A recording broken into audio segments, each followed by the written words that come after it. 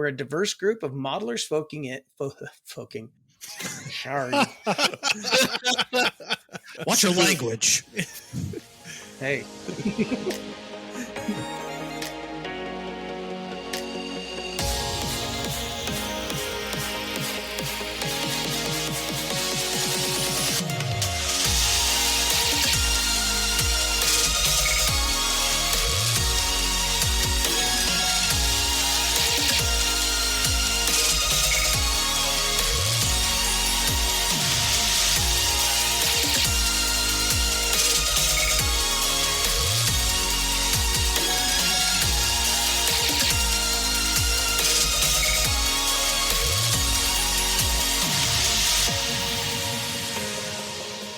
Welcome to episode 22 of the Triple P, the Plastic Posse podcast. We are a podcast all about scale modeling, and we're glad you chose to join us.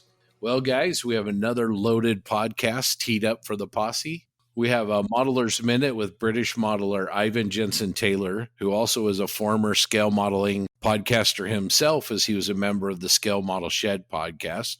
He's also a terrific modeler, and JB and I enjoyed talking to him recently. We also feature our main interview with fellow UK modeler and publisher Chris Meddings, who's the editor and owner of Inside the Armour publications.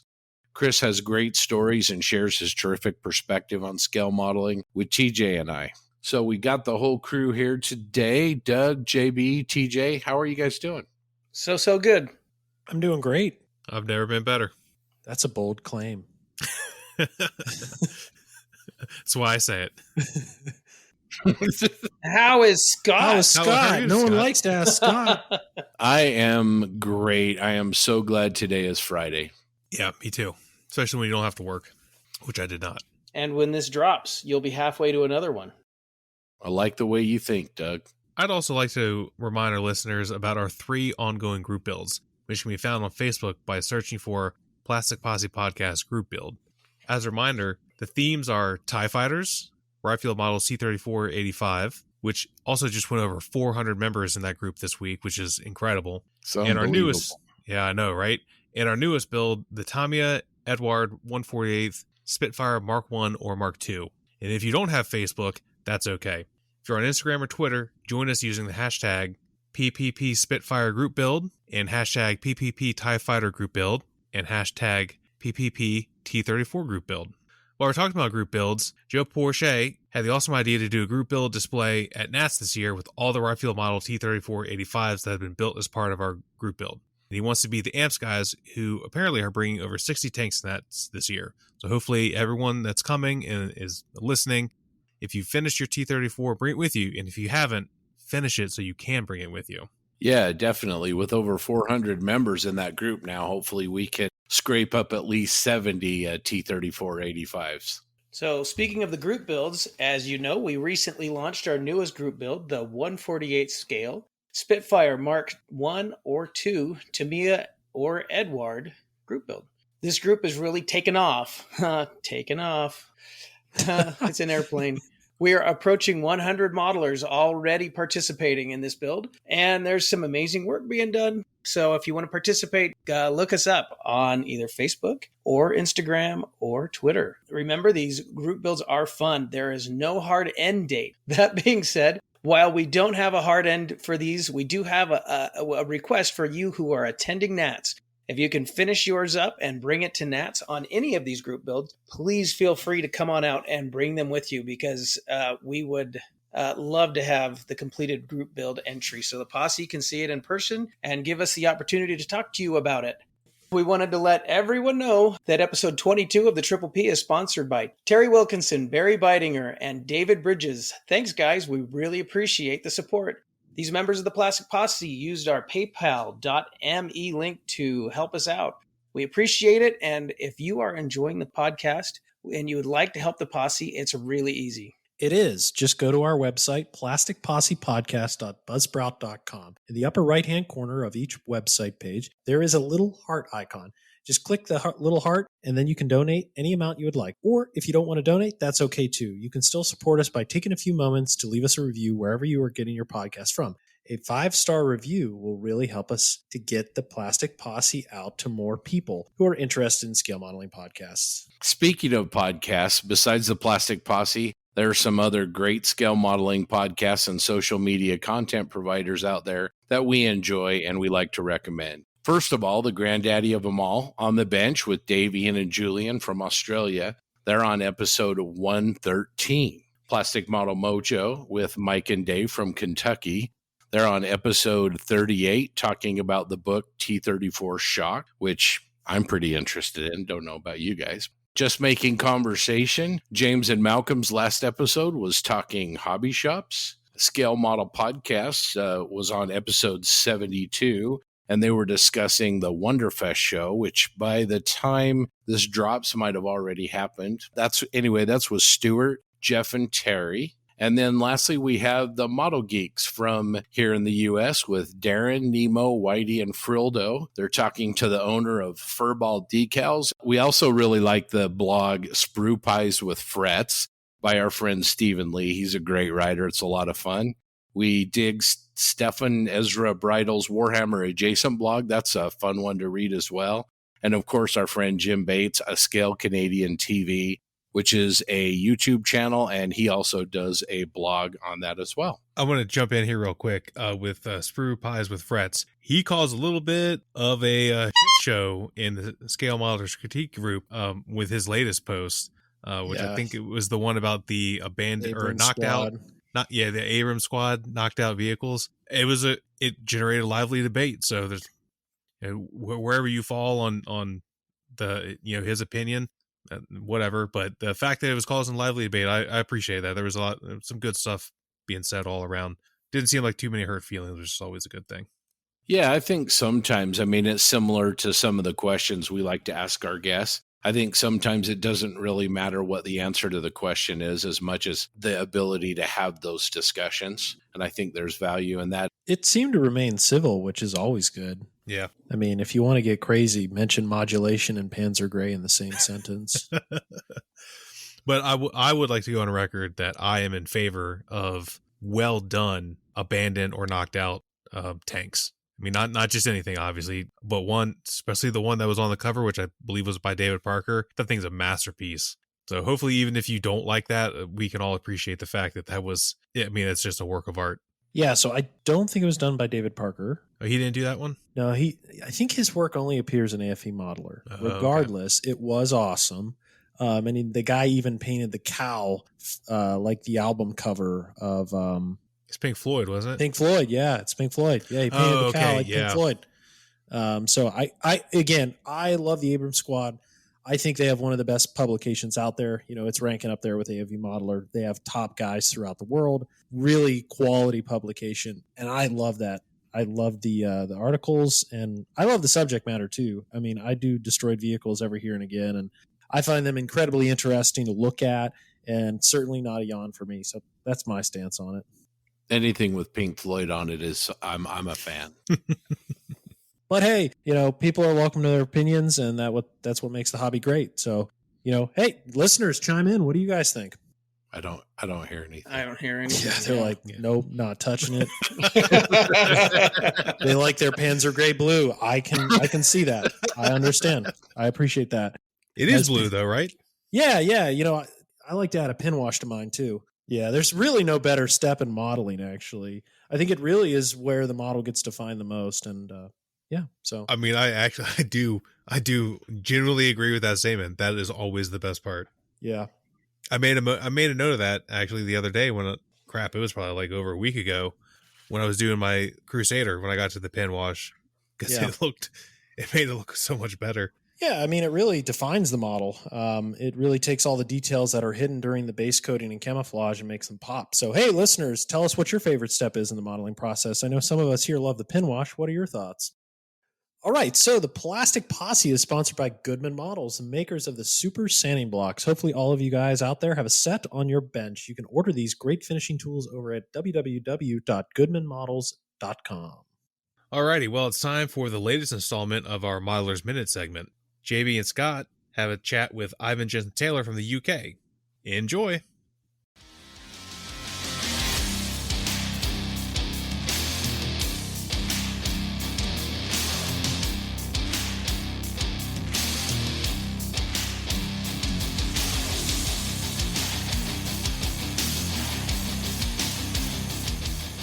Thank you all listeners for tuning in to today's Modeler's Minute. I'm very happy to introduce Ivan Jensen Taylor. He's a young modeler out of the UK, specializing in armor and aircraft. So, Ivan, how are you doing today? I'm doing very well. Thank you very much for having me on. It's been a long time in planning, but we're finally here. Yeah, I'm super stoked to talk to you. I even love your background there. For the listeners who can't see, Ivan probably has one of the cleanest benches that I've seen in a long time. There's a little OCD with the paint as well, I think, going on back there. Yes, each one is in number order. It's all perfect. Nice. So, Ivan, tell us a little bit about yourself. Oh, where to start, really? The way I got into modelling was through gaming, actually. I used to play, or still now and again, still play it, War Thunder. Obviously, that's a game that involves tanks, planes from the First World War, Second World War, up to the modern era. I've always been interested in vehicles and warfare and things like that. They always used to just pique my interest. But I used to think, rather than just sit at the computer and play these vehicles and things, why can't I be a bit more productive, be a bit more artistic with it? And then I remembered, like, there was a local shop to me, Toy Master, that would sell like Airfix models, really old 1970s molded stuff. But back then I didn't care. It was a model of the subject. So I'd go in there and I found this dogfight double set of the Spitfire and the 109. I was like, hey, I've played those vehicles in the game. That'd be cool. Bought it, and that's it. It spiraled into thousands and thousands of pounds of spending, and here we are today.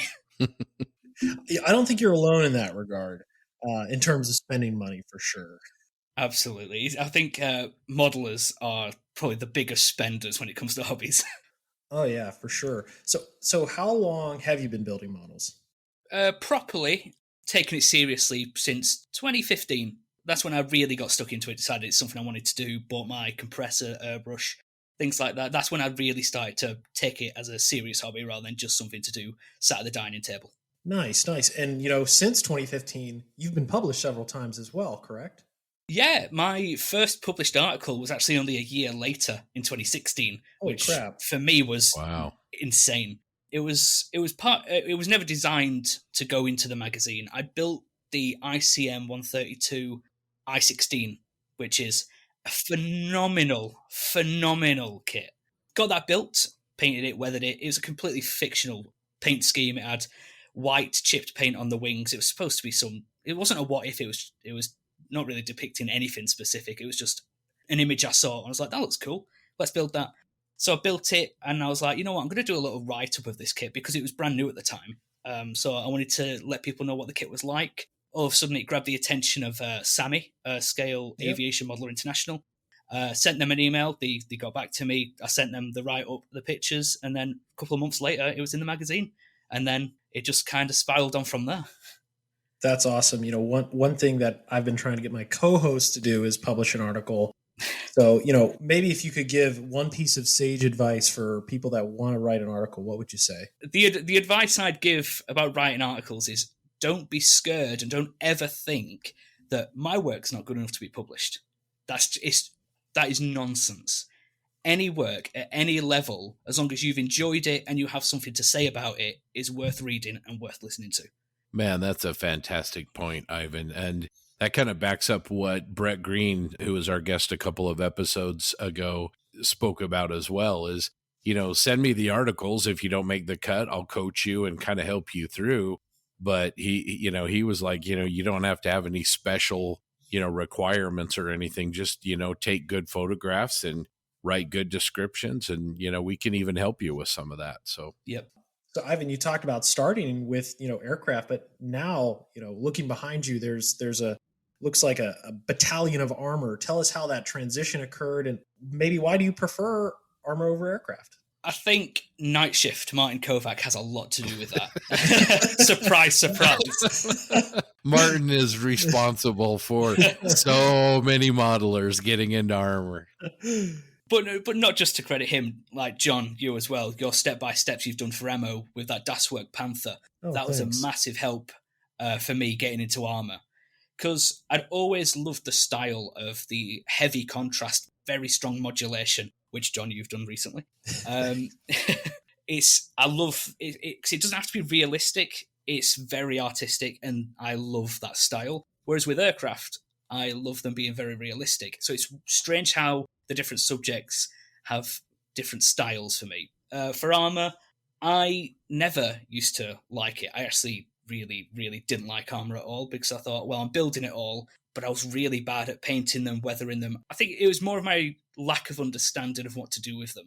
Then people like John and Martin came along with these articles and step-by-steps, which made it really simple to follow. And it's like, it's not actually that difficult when it's laid out step-by-step right in front of you.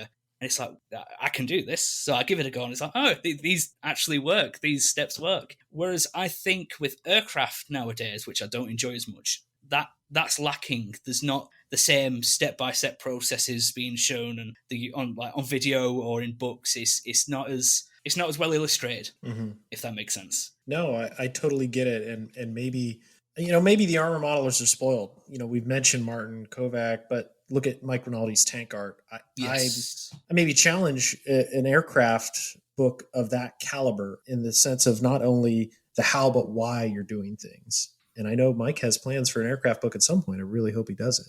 But you bring up an excellent point there in that regard. Yeah, Ivan, we got some listener feedback a few episodes ago from an avid aircraft modeler, and his point of view was that Armour modelers tend to be a little bit more of a community and a little freer to share information and collaborate on techniques and things, where aircraft armor or modelers, tend to be a little more reserved, and they'll kind of say, well, I did this and this, but there's kind of a lot of, black magic or secret sauce kind of in their approach. What's your perspective on that? Yeah, that's hit the nail on the head, really. I think when it comes to Armour modelers or people who build vignettes or AFVs, they are a lot more willing to help each other. Like you say, it's very community-based. Everyone wants to learn. Everyone wants to grow together. Whereas, this might sound terrible, but I found with aircraft, a lot of the times, other aircraft modelers want to shit on each other. Yeah. And it's such a shame. I'd say if the aircraft or shipbuilding community or any other community was like the armour building community, it would be so much nicer. There, unfortunately, with this hobby, there is a lot of tribalism. I just don't find that in the armour. It's a shame, but it's like it happens in all hobbies. That it's like, I've done this, but I'm not going to tell you how I've done this. You're going to have to learn yourself. Yeah, it's like, well, what's it cost you to show someone else how you got those results?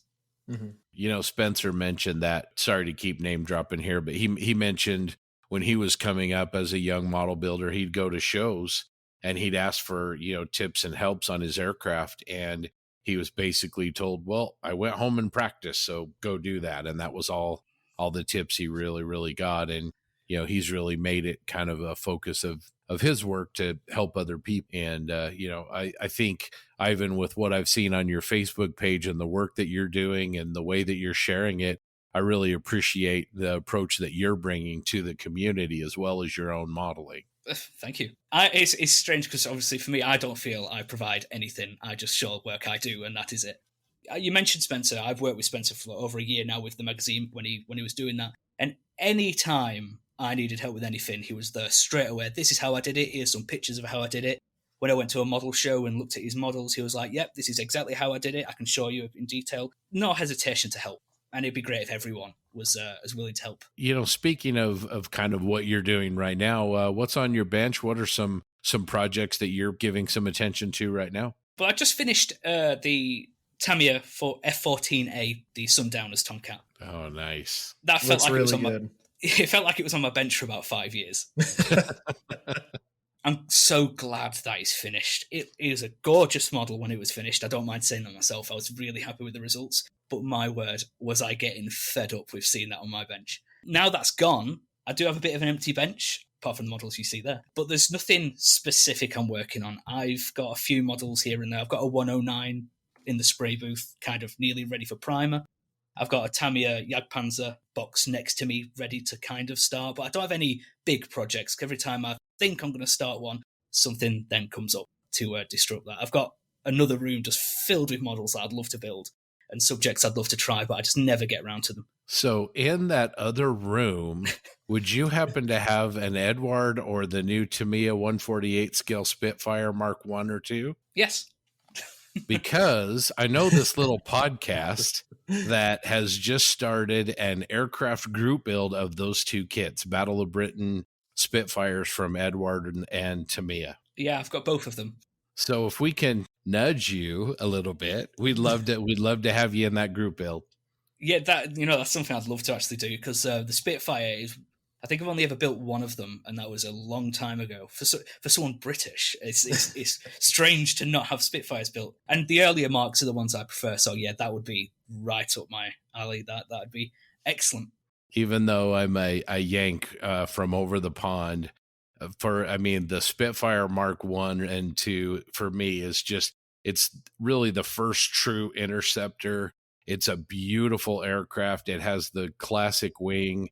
I've just always loved it. It's always been literally my favorite airframe. So yeah, that'll be really exciting. And we actually even got TJ to go out and get a Tamiya Spitfire to join us in that group build.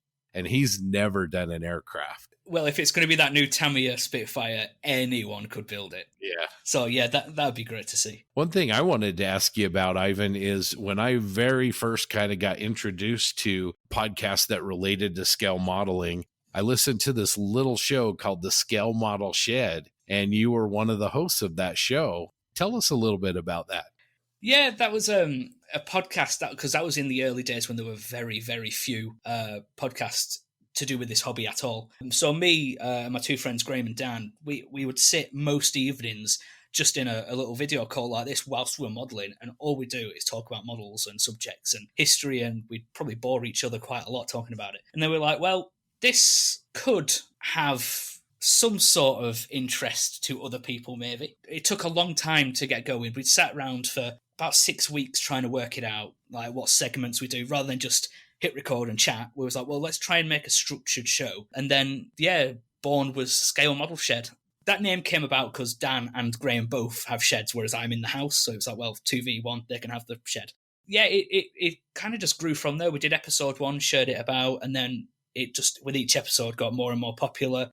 The stash or cash section just, I love that segment, became insanely popular. Loved it. Yeah, that was insanely popular. Like that section alone, if we didn't edit it down or try and enforce rules of please one entry each, that would have gone on for 3 hours. But that was, yeah.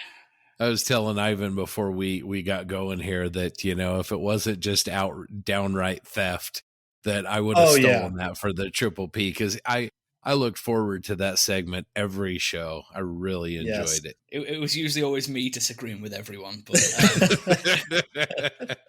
I remember some of the shows you guys wouldn't agree on anything, and it always seemed like right at the very end there'd be one that everyone would finally all line up on. So, and it'd be usually something really obscure, like a flying shopping basket. Ivan, in addition to the podcast, what's, I lack of better terms, what's the social scene in the UK for, younger modelers like yourself? Wow. Do you go to clubs or you go meet up at shows? Modelling clubs recently have just, I think, started back up, or they've been given permission to start back up. I should caveat pre-pandemic. So. Oh, well, yeah. It's weird. There's very few young people who attend. There's lots of model clubs and lots of people attend, but people around my age is very few and far between. Mm-hmm.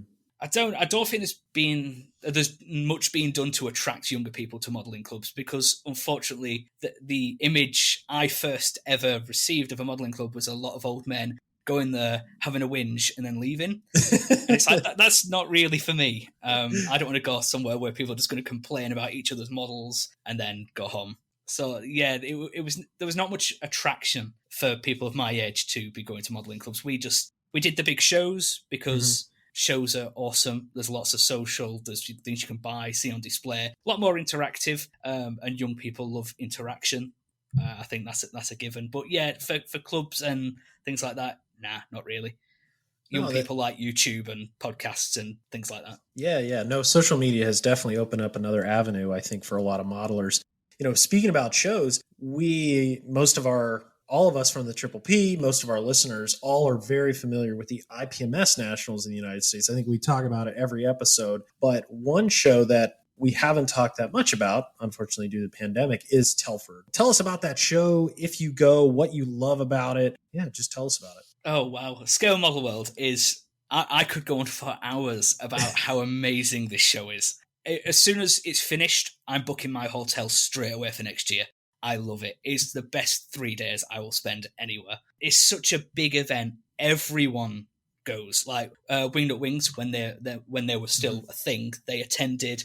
Anyone who's anyone goes to Scale Model World. This year, obviously, a bit because you've obviously got the green light for the Nationals in Vegas, which is amazing. I'd love to attend. Very last minute for me. We're still kind of playing it by ear. We'll know by the end of August if we're getting it or not. Mm-hmm. But when it comes to capacity and the amount of people who attend, it is shocking. Mm-hmm. It is so busy. Like I said before, anyone who's anyone, you just spend, rather than just looking at models, you're spending all your time recognizing people, trying to talk to so many different people. Mm-hmm. 3 days isn't enough to fit everything in.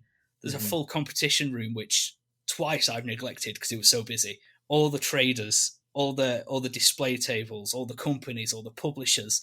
It's just amazing. You've just described heaven to John. I can see his eyes lighting up. Yeah, we have a contingent from our club. They go every other year, and I've been wanting to go the next time just because they say that it's simply something different than the IPMS Nationals, and the social aspect there is, from what I've heard from them and others, it's a lot different. You know, the special interest groups and their tables, and just how people participate in the show itself and the hobby for that matter is a lot different than I think what you would experience at the IPMS Nationals, which, don't get me wrong, is an awesome show, but there's something to be said about the special nature of Telford, because it truly is, an inspiring place. And maybe this leads into my next question. When you look for inspiration and, probably more importantly, motivation to, model, where do you find it at? That's tough question. Recently, I'd say for the past 2 months, I have had no motivation to be in this room at all. I've not wanted to glue anything together, cut anything off a sprue, or even look at this room. So it's hard to find it, and I find I can't force myself to come in here and enjoy it. And then Night Shift releases a video, and then all of a sudden, no, but it's hard. Inspiration comes and goes. Obviously, if I could bottle it, I'd be a millionaire. It's difficult. Usually, it can be anything from just seeing one amazing model on a Facebook page, and that's me. It's like I must create something like that. And I'm sorry to keep saying his name, but with Night Shift, that newest barn he's just done. Yes. It's like, I have got to do something like that. Exactly. He's tremendous. And, he'll be like, oh, I'm really bad at figures. And then he does figures and you're like, oh my hell, are you kidding me? And then he does that barn and you're just like, oh my goodness. You talked Ivan, you talked about bottling something. If he could bottle up his talent and sell it, man, he could retire tomorrow for sure. Oh, absolutely. I have a question for you. You live in England, and it kind of blows my mind that you've got access to places like the Imperial War Museum and, the Tank Museum and Bovington and all those places. I mean, how is it having access to those? Are those places that you get to go to? And do they kind of tap into your inspiration when you visit places like that? Yeah, we're very lucky. Cosford, RAF Cosford, that's somewhere because they do the model show there, that's a 2-in-1 event. That's amazing. Mm-hmm. The Imperial War Museum, again, I went there when I was younger with my grandparents. They had a big T-34 just slap bang in the middle of the floor. It's like, that's awesome. I think growing up in England and we have all this stuff, I did take it for granted for many years. I was like, oh, museums are boring, it's just old stuff. I think now more into history and modelling, it's like, wow, the opportunity we have to see one-of-a-kind things, and it's 10 minutes down the road, is amazing. Bovington is one place I've not been able to visit yet. One day, I've got to go there. John, I think we need to go with him. I will always go back. I've been there twice. once about 2007, and then I actually went on my honeymoon. So it's a special place. And speaking of London, I was really lucky. You know, my dad and I, we went on kind of a tour of military museums. So Fleet Era Museum at Yeovilton, Bovington, Cosford, Duxford. I'm speechless because it's just quite an adventure over there, and I'm super jealous of the proximity that you have toward, at these really cool places. Well, Ivan, for a younger modeler who's just maybe starting into this hobby, there seem to be quite a lot of new people with the pandemic that have started in. Give them some advice. I mean, you got into the hobby in 2015, and by 2016 you had an article published, and your work is really tremendous. So, what advice would you give a young modeler who is just starting out, who wanted to improve and get better and maybe get published someday? Don't stress, which is something people have to tell me all the time. I'm a massive stress head. If something's not exactly right, I think I've ruined it, and that's it. I've butchered it, ruined, needs to go in the bin, start again. It's why I've got so many models, didn't want to start them in case I ruin them. I'm a textbook overthinker. So that would be my advice, Sam. It's just some plastic. Have some fun with it. See what you can do with it. And if you mess it up, strip the paint back or just start on something else. It's just plastic. It's not the end of the world.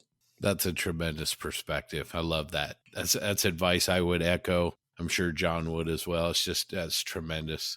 Yeah. One of the pieces I want to pick up on there, Ivan, you mentioned just do it essentially and learn and move to the next one. Do you see your style, at least I've seen in some photographs, the style of your modeling changing every build? Do you try something new? Are you experimenting? Yes. It's weird. I don't have a style yet. That is still very much being developed. With the models behind me, it's very evident with each single build, they're all completely different. And that's because I've changed something in the step somewhere. So, for example, that little 1/48 Easy 8 I did within 10 days, there was not a single clear coat put on that. And I'm usually someone who obsesses about clear coat and protecting the previous layers. No clear coat on that. And that's, I think, one of my best pieces yet. So I'm learning with each step. But then on the next model, I didn't put any clear coat. And I was like, this needs to go in the bin or on a bonfire or just go. It's tough. I imagine it's easier for other people who see my work to notice change or notice a style. But as I'm, say, putting my blood, sweat and tears into it, I'm not really looking at the bigger picture. I'm looking at each individual little area. Like, I imagine it's greater than the sum of its parts, but I look at all the parts. It's funny how that is. I have a really good friend who's a tremendous modeler. We're going to call him Juan. And he has this T-34 that he's working on, and it is gorgeous. But he stared at it so much that he's convinced himself that the color is no good. And so you kind of got to call him up and talk him off of the ledge and say, no, Juan, that's beautiful. Stop it. I think sometimes, I don't know if you find this to be true, but sometimes is it better if you're hip deep into a project and you're just staring at it to maybe set it aside and then maybe come back to it later? Is that something you do? I do that a lot. And all I'm going to say is Juan's T-34 is sublime. I say it like, that's my style. I love that. As soon as I saw it, I was like, that's amazing. That is what I want to do. But yeah, I suffer, and I think most people do, from you stirring so long at it, you find everything that's wrong with it rather than everything you've done right with it. So get out the room, leave it for the night, work on something else, watch a film, do something, and then come back to it with a fresh set of eyes. It's like, it's what was I worried about? Because I've done that with I've probably binned more models than I've got in my display case, and I regret that now because it's like there was really nothing wrong with that. And I just got so annoyed because my Panzer Grey was slightly too blue. And that was such an easy fix. So a fresh set of eyes is always better. No, for sure. And I appreciate the kind comments, Scott. I'm still struggling with it, but it's getting there. But going back to you, Ivan, one of the projects that I liked a lot that you worked on was the classic Panzer II from Tamiya. Can you talk a little bit about maybe returning to a more simpler kit and what maybe joy it brought you? As you were talking about that model, I was thinking about a completely different model. Oh, the one I've done in the North Africa with the chipped paint. Yeah, it's right there behind you. Yep. Right? Yeah, yes, it is. I should know that. It's in the room with me. That's fun. That's a fun kit because it's so basic. Yeah. That is quite literally 2 hours work to assemble. Yeah, there are issues with it. Like there's like blisters in the plastic, so there is some fouling when it comes to some mating surfaces. But I think to return to a kit that comes with figures for about £12 and you can have some fun with it is priceless, really. And I think I got more enjoyment out of that £12 build than I did out of a £60 Ryefield build because I could just do what I want with it. There was no worry. Yeah, that's, we're going to name drop again, but, Spencer really talked about that on his legacy builds in our interview. And I've certainly experienced as well. I just love simpler, older kits. I don't know. Maybe it's the frugal nature in me. I love the sense of accomplishment when you can take something that's like 40 years old, build it, and then someone asks, "Oh, is that the new kit?" No, actually, that's the one that's older than me. So I love what you've done with that. And I also love the other two scenes that you've created there, especially, I'm going to probably get this wrong. It's not an Opel Blitz. It's a, is it like a German copy of a Ford? I'm trying to think. The one that you made from Tanisha. It's pretty much an Opel Blitz. It's unnamed for licensing reasons, but it's the ICM VS3000. Gotcha. Yeah. That was fun. That was really fun. Oh, yeah. I mean, you created the little scene, you have your figure, but the beer bottles in the back are awesome. Yeah, that was one of my first projects with a 3D printer. Okay. Which I hate, by the way. Yeah, that was it was a great scene to make, but I've noticed that was the third one in a row that I've done where there's a raised corner and then there's a sloped corner. It's like all my scenes have that same layout, so I need to mix them up a bit. Because the Bergpanzer is just a mirror opposite. It's got a raised hill in the corner and a slope in the other corner. So it's I think it's just assembly what suits the eye, but it's something I need to change. Yeah, the VS3000 vignette was fun, but the kit was a challenge. It was one of ICM's older ones, and ICM plastic is extremely soft. Lots and lots of mold lines, very warped plastic, and I had to assemble the chassis like bar by bar. So that was all over the place. But once it was built, like with me, as soon as the Armour's built, that's when the fun begins. I could try lots of techniques, lots of... I think this was my first bit of work for ammo with the oil brushes, doing the ambient occlusion technique. I love that. One of my favourite techniques. I love it. It instantly turns my model to life. It makes it less a block and gives it shape, curves, and dimension. That was a labour of love because that was a project just for me. And that's where I do my best, when it's something I really want to do and it's mine, rather than for a publisher or a customer. It's mine. It's for my shelf.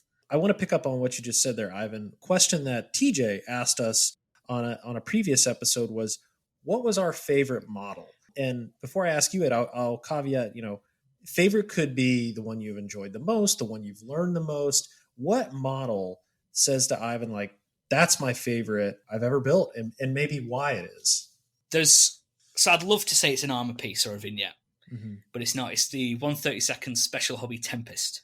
Okay. And that's my favourite because so many people said I would never be able to finish it. They said, the fit's too poor, you'll get bored halfway through, you're not skilled enough to build that model.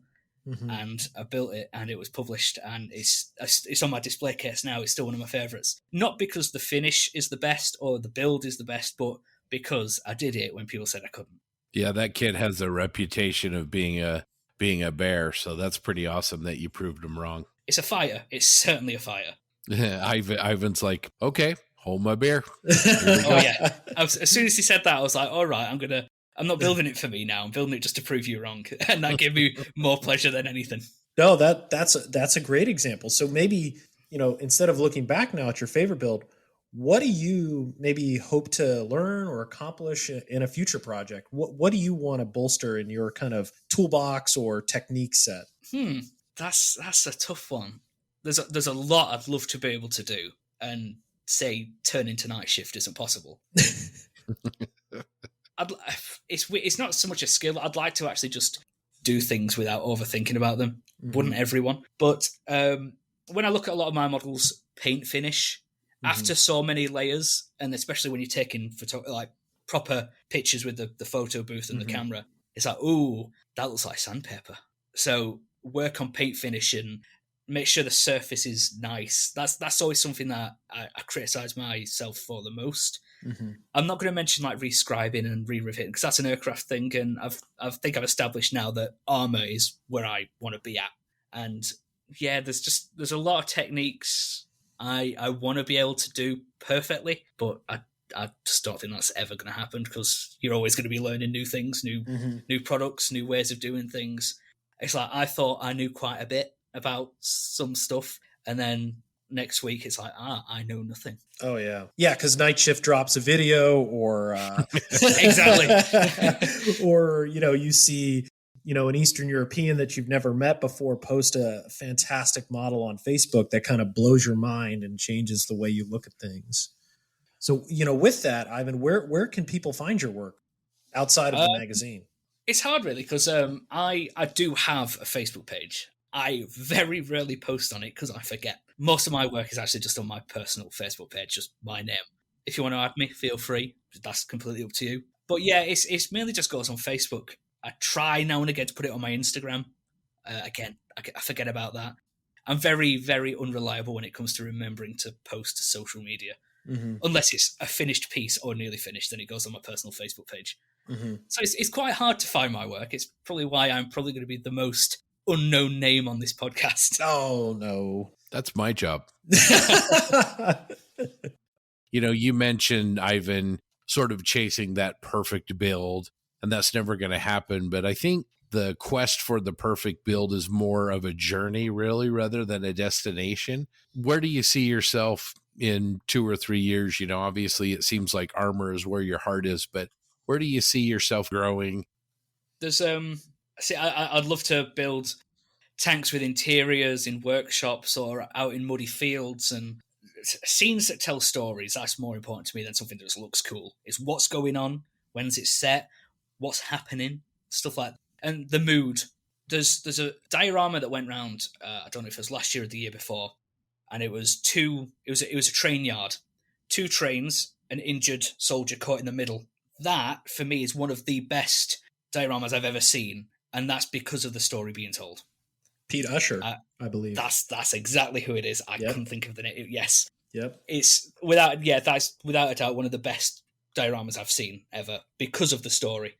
If you could tell a good story with a diorama or a vignette, I think that is actually more important than, say, the skills that went into the modelling, or say the figures might not be the best painted in the world, but there's a story, and I connect with that more than the artist's brush skill. That's more important to me. That's incredible introspection, especially from somebody who's a little younger in the hobby. I'd love to be able to build vignettes and dioramas just all the time. And I don't want to sound all big-headed or snobbish or whatever, but I'd just love once to, say, win a gold or something at Scale Model World, some sort of validation for my effort and work. And I don't want to say I'm doing this just so I can get medals or trophies, but it'd just be proof that what I'm doing is right, if that makes sense. Well, I can tell you right now what you're doing is right. I certainly admire your work, and we had an agreement that we've put to the side, but I still, Ivan, I do want to build a model, and I hope you build one as well, and we could swap them as a little collaboration. I'd love to have one of your pieces. Oh, absolutely. I find inspiration in your work. I love the way you're working with colors and modulation, and you're really pushing it in that regard from an artistic style standpoint. So I don't think you, from my perspective, have to prove anything to anyone. That's why I ask when, where can people find your work? Because I do find it inspiring. I do find it, I really learn from it as well, especially the Easy H. Sherman. Olive drab, I've told Scott lately that I've struggled with green, but I can point to your Easy H. Sherman as a way to really bring olive drab from a drabby finish to a more, stylized. So what I'm getting at is you don't have to prove anything to anyone. Certainly, not the 2 folks on the call right now with you. And also it goes to show that you've had your work on the cover of a magazine as well. So not only, I appreciate it, but certainly a lot of others. So I think you have a lot to be proud of, and medals are cool. But at the end of the day, I really do think your stuff is great, and I look forward to every new piece you're putting out. Well, Unquestionably. Agreed. thank you. That's quite humbling. I don't take compliments well. For those of you listening at home, Ivan is going a shade of red.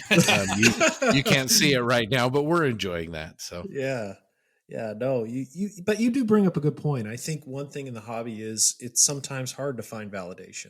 That's why I love Facebook, because I can interact with people and validate their, not that this sounds terrible, I guess, validating someone's work, but encourage them, showing that people do look at it, do find inspiration from it, and do enjoy it. At the most important thing at the end of the day. Damn, we got deep here real quick. God damn.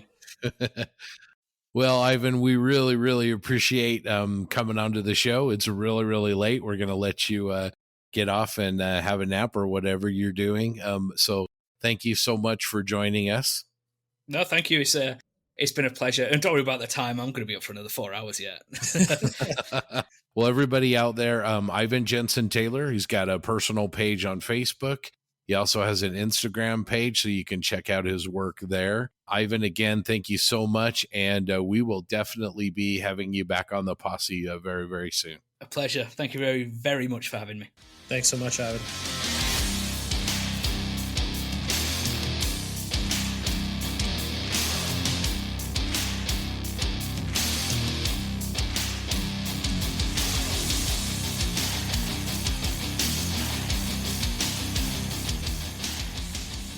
Well, that was a great interview with Ivan.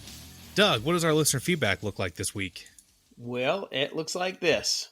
All right, to start off, we want to thank everyone who has participated with your excellent posts and pictures of your best and favorite builds in response to TJ's question on episode 21. There were some fantastic models posted by the Posse. Yeah, I just want to say that that was really cool. That level of, search for the word here, community interaction. Engagement. The engagement with the listeners and the community we've built. That's what this is all about. And I know me personally, every time I got on Facebook, there was a new post, someone sharing their builds, and it was just cool because not only did we get to see some really, really good models by some very talented modelers, it was neat just to kind of see what, how everyone views their own work and what they like. A lot of the people we saw are very prolific modelers, so that was neat. I really appreciated that. So thank you, everyone. Yeah, and feel free to visit our Facebook page to go check those out, because there are a bunch and they are good. Rick Cooper says, that yeehaw just keeps getting better and better. I keep thinking every episode has the best interview you've done to date. Then you go out and top it with the next one. I think the Wilder interview was among the very best, and the very least, it was the most humorous for sure. We really had a blast recording that one. That was a lot of fun. Anyway, keep up the good work, and looking forward to meeting everyone in Vegas. I assume we're having a movie night with Airplane on the docket, right? Oh, absolutely. We can definitely do that. I love that movie. One of my all-time favorites. Definitely. Zach Pease says, hello to the Posse. You guys are doing great things to promote the hobby and help build and maybe rebuild our modeling community in the wake of COVID. I've been loving the pod and wanted to share my IPMS Club's upcoming event here in Central Connecticut. It's just a swap meet and build day, but with so few spring modeling events up to now, it might be a fun gathering for those in Southern New England and Eastern New York to come check out and buy or sell or just hang out and talk modeling. We are a diverse group of modelers focusing in aircraft, armor, and sci-fi. I thought I might send this to you guys and hope you could share it on your Facebook page, and it will be there too. Thanks for working to build a positive and inclusive modeling community. Ralph Koziarski, aka Scale Modeling Haven, says, I wanted to thank you for the plug on my Facebook blog, Scale Modeling Haven. And as a relative nobody in the modeling world, I was floored to hear my work being mentioned. Thanks so very much for the kind words. It really meant a lot to me, especially coming from crackerjack modelers such as yourself. I love your podcast, and I love that there is a community coalescing around it. You guys may be at the leading edge of a movement. It's a good time to be a modeler, and I'm really glad I found you. All the very best. Now, I'm trying to understand what crackerjack means in this context. I think it's like really attractively packaged, and there's a surprise inside. There's a secret toy surprise inside. That's right. Yeah. So I think he's talking mostly about JB here. Oh no, not me. Crackerjack is just, it means good. when something's crackerjack, it's a good thing. All good things. Yeah. Okay, I was gonna go to a baseball game or something, but okay. Robert Perlman wrote, "Hey guys, great interview with Adam Wilder. +1 for more books from him. YouTube and Instagram is great, but there is something about a well laid out and written book that lets you go in depth on a given subject. Do you have any idea if there's any chance of re-releasing Adam's Armour? It's quite difficult to find in Canada." So I think I mentioned it in the podcast. You can get those books on the AFE Modeler app, like for your iPad or probably Android, if I had to guess. I have an iPad, so I have it on that. They are, as far as I know, out of print in the physical edition. But I like digital books anyways for that kind of stuff, because you can zoom in on the pictures and stuff. But yes, you can find them. They're worth every penny. I love them. I looked them up on eBay, and a physical copy in the States is going for about $75 right now. I'm waving this in the front of the camera to our listeners. I have my copy of number 2 next to my bench because I'm following it right now for my T-34. It's like we've all mentioned, it's probably one of the best modeling books out there. Put it up there right next to Tank Art. Different style, different approach to modeling, and I certainly appreciate it. So, as TJ mentioned, if it's the digital anything that's out there, it's well worth it. Yeah, it's awesome. As a little aside, learning how to paint bare mild steel, I learned from that book, because it's deceptively difficult to paint a convincing mild steel. Yeah, because people typically want to paint it like metallic, and someone that works with steel, it does not look like that. And to make it look like what you see in real life is really hard. And of course, Adam is amazing at it. So yeah, plus like $1 million for that book. It's so good. Yeah. So just to continue on the Adam Wilder train of thought, I was actually over on AFE Modeler's website today, and you can find some of his older modeling articles. So if you simply go to afemodeler.com and then search Adam Wilder, what it'll do is pull up all of the issues that he was a part of. And then what's really nice is it also lists the individual articles that he has written. So you can go pull like the IS4 article, and it's £1, and you can get a PDF sent to you. There's also, there's the Grilla he mentioned, which is the half metallic, half red primer. And he's got some of his earliest builds on there too. So I would recommend, if you're a fan of Adam and you want to see his work in some of the great articles that he's written through the years, you can hop on over to AFE Modeler. I'll even post a link on our website when this drops, and you can pick them up for £1, which is a little less than $2 US American dollars. So, all right. Rob Booth messaged us, and he really enjoyed the Adam Wilder interview as well, and wanted to thank us for the plug for John Lennon himself and their platform with regards to campaigning for IPMS U.S. President, Second VP, and Secretary. We're excited for the opportunity to improve the modeling experience for all IPMS members and others in the hobby. Thanks again, and look forward to seeing all of you in Vegas. John Bryan from the UK is back, and he says, just a note to add to the chorus of other listener feedback that you've had lauding the new interview segments with, quote, ordinary modelers. I love hearing about how other people entered and practiced the hobby, and look forward to you hopefully doing many more. Whilst I love all the modeling podcasts, I do particularly appreciate the breadth that you guys offer. It's also been great to hear the interviews with more established modeling personalities like Spencer Pollard, Brett Green, and Adam Wilder. I don't know what your plans are, but I'd love to hear similar interviews with 2 people in particular. Marcus Nichols has been a fixture of the modeling publishing world for, I guess, around 30 years, and yet I've not seen him interviewed much. It would be great to get his perspective on the hobby and learn a little more about his background. Also, John Chung is, in my estimation, possibly the best aircraft modeler whose work I've seen over the years. Not only that, but in contrast to my earlier messages about the fragmented world of aircraft modeling versus the apparently more united world of armor modeling, John appears to be a universally recognized modeling genius. It would be great if you could get him on. Anyway, keep up the good work and all the best. Those are really great suggestions, John. It's awesome to hear from you again. We've actually tried with Marcus. We'll keep trying. He's as you said, he's a great modeler and has a lot of experience with publications. So we'll keep doing that. And I think we've been trying with John as well. So we'll see what we can do for you. Yeah, just spoiler alert, I have talked to John a lot. He's willing to come on, and we'd love to talk to him. So we definitely got to learn more about his, space shuttle that he's building right now. So thanks so much for the comments, John, and we'll be sure to get him on shortly. Craig Louther says, another great episode. The Modelers Minute is a great addition to the podcast. I like the positivity and the enthusiasm of this community that you have built up and that you have for each other. It really helps keep the mojo going. I promise once I have finished my Raptors army, I have just a few more models to go. I'll be hitting my plane stash and put into practice some of the tips and techniques that I've learned from this group. Keep knocking it out of the park, guys. Thanks a lot, Craig. Yeah, keep those Raptors coming, Craig. I love them. Okay, up next we have Bruce David from Down Under. Another great show, Triple P. To fill in the blanks from the interview with Ray Davis, model shows here in Australia are increasingly welcoming Gundam modelers. Awesome. Reflecting the growing popularity of the genre, and people running the shows here are also seeing it as a way to introducing young modelers to the hobby. That's awesome news, Bruce, and best of luck to all the shows in Australia as things open up. And finally, Kevin Kelly says, stop making me buy more models. No, I will not do that. Because if I do it, everyone has to do it. Yeah, I've made several large purchases just within the last 2 weeks, so keep spending that money. You can't take it with you, so that's right. You might as well spend it. I want to say something here about when people talk about our Modelers Minute and these ordinary modelers. I don't look at any of the people we interview as ordinary.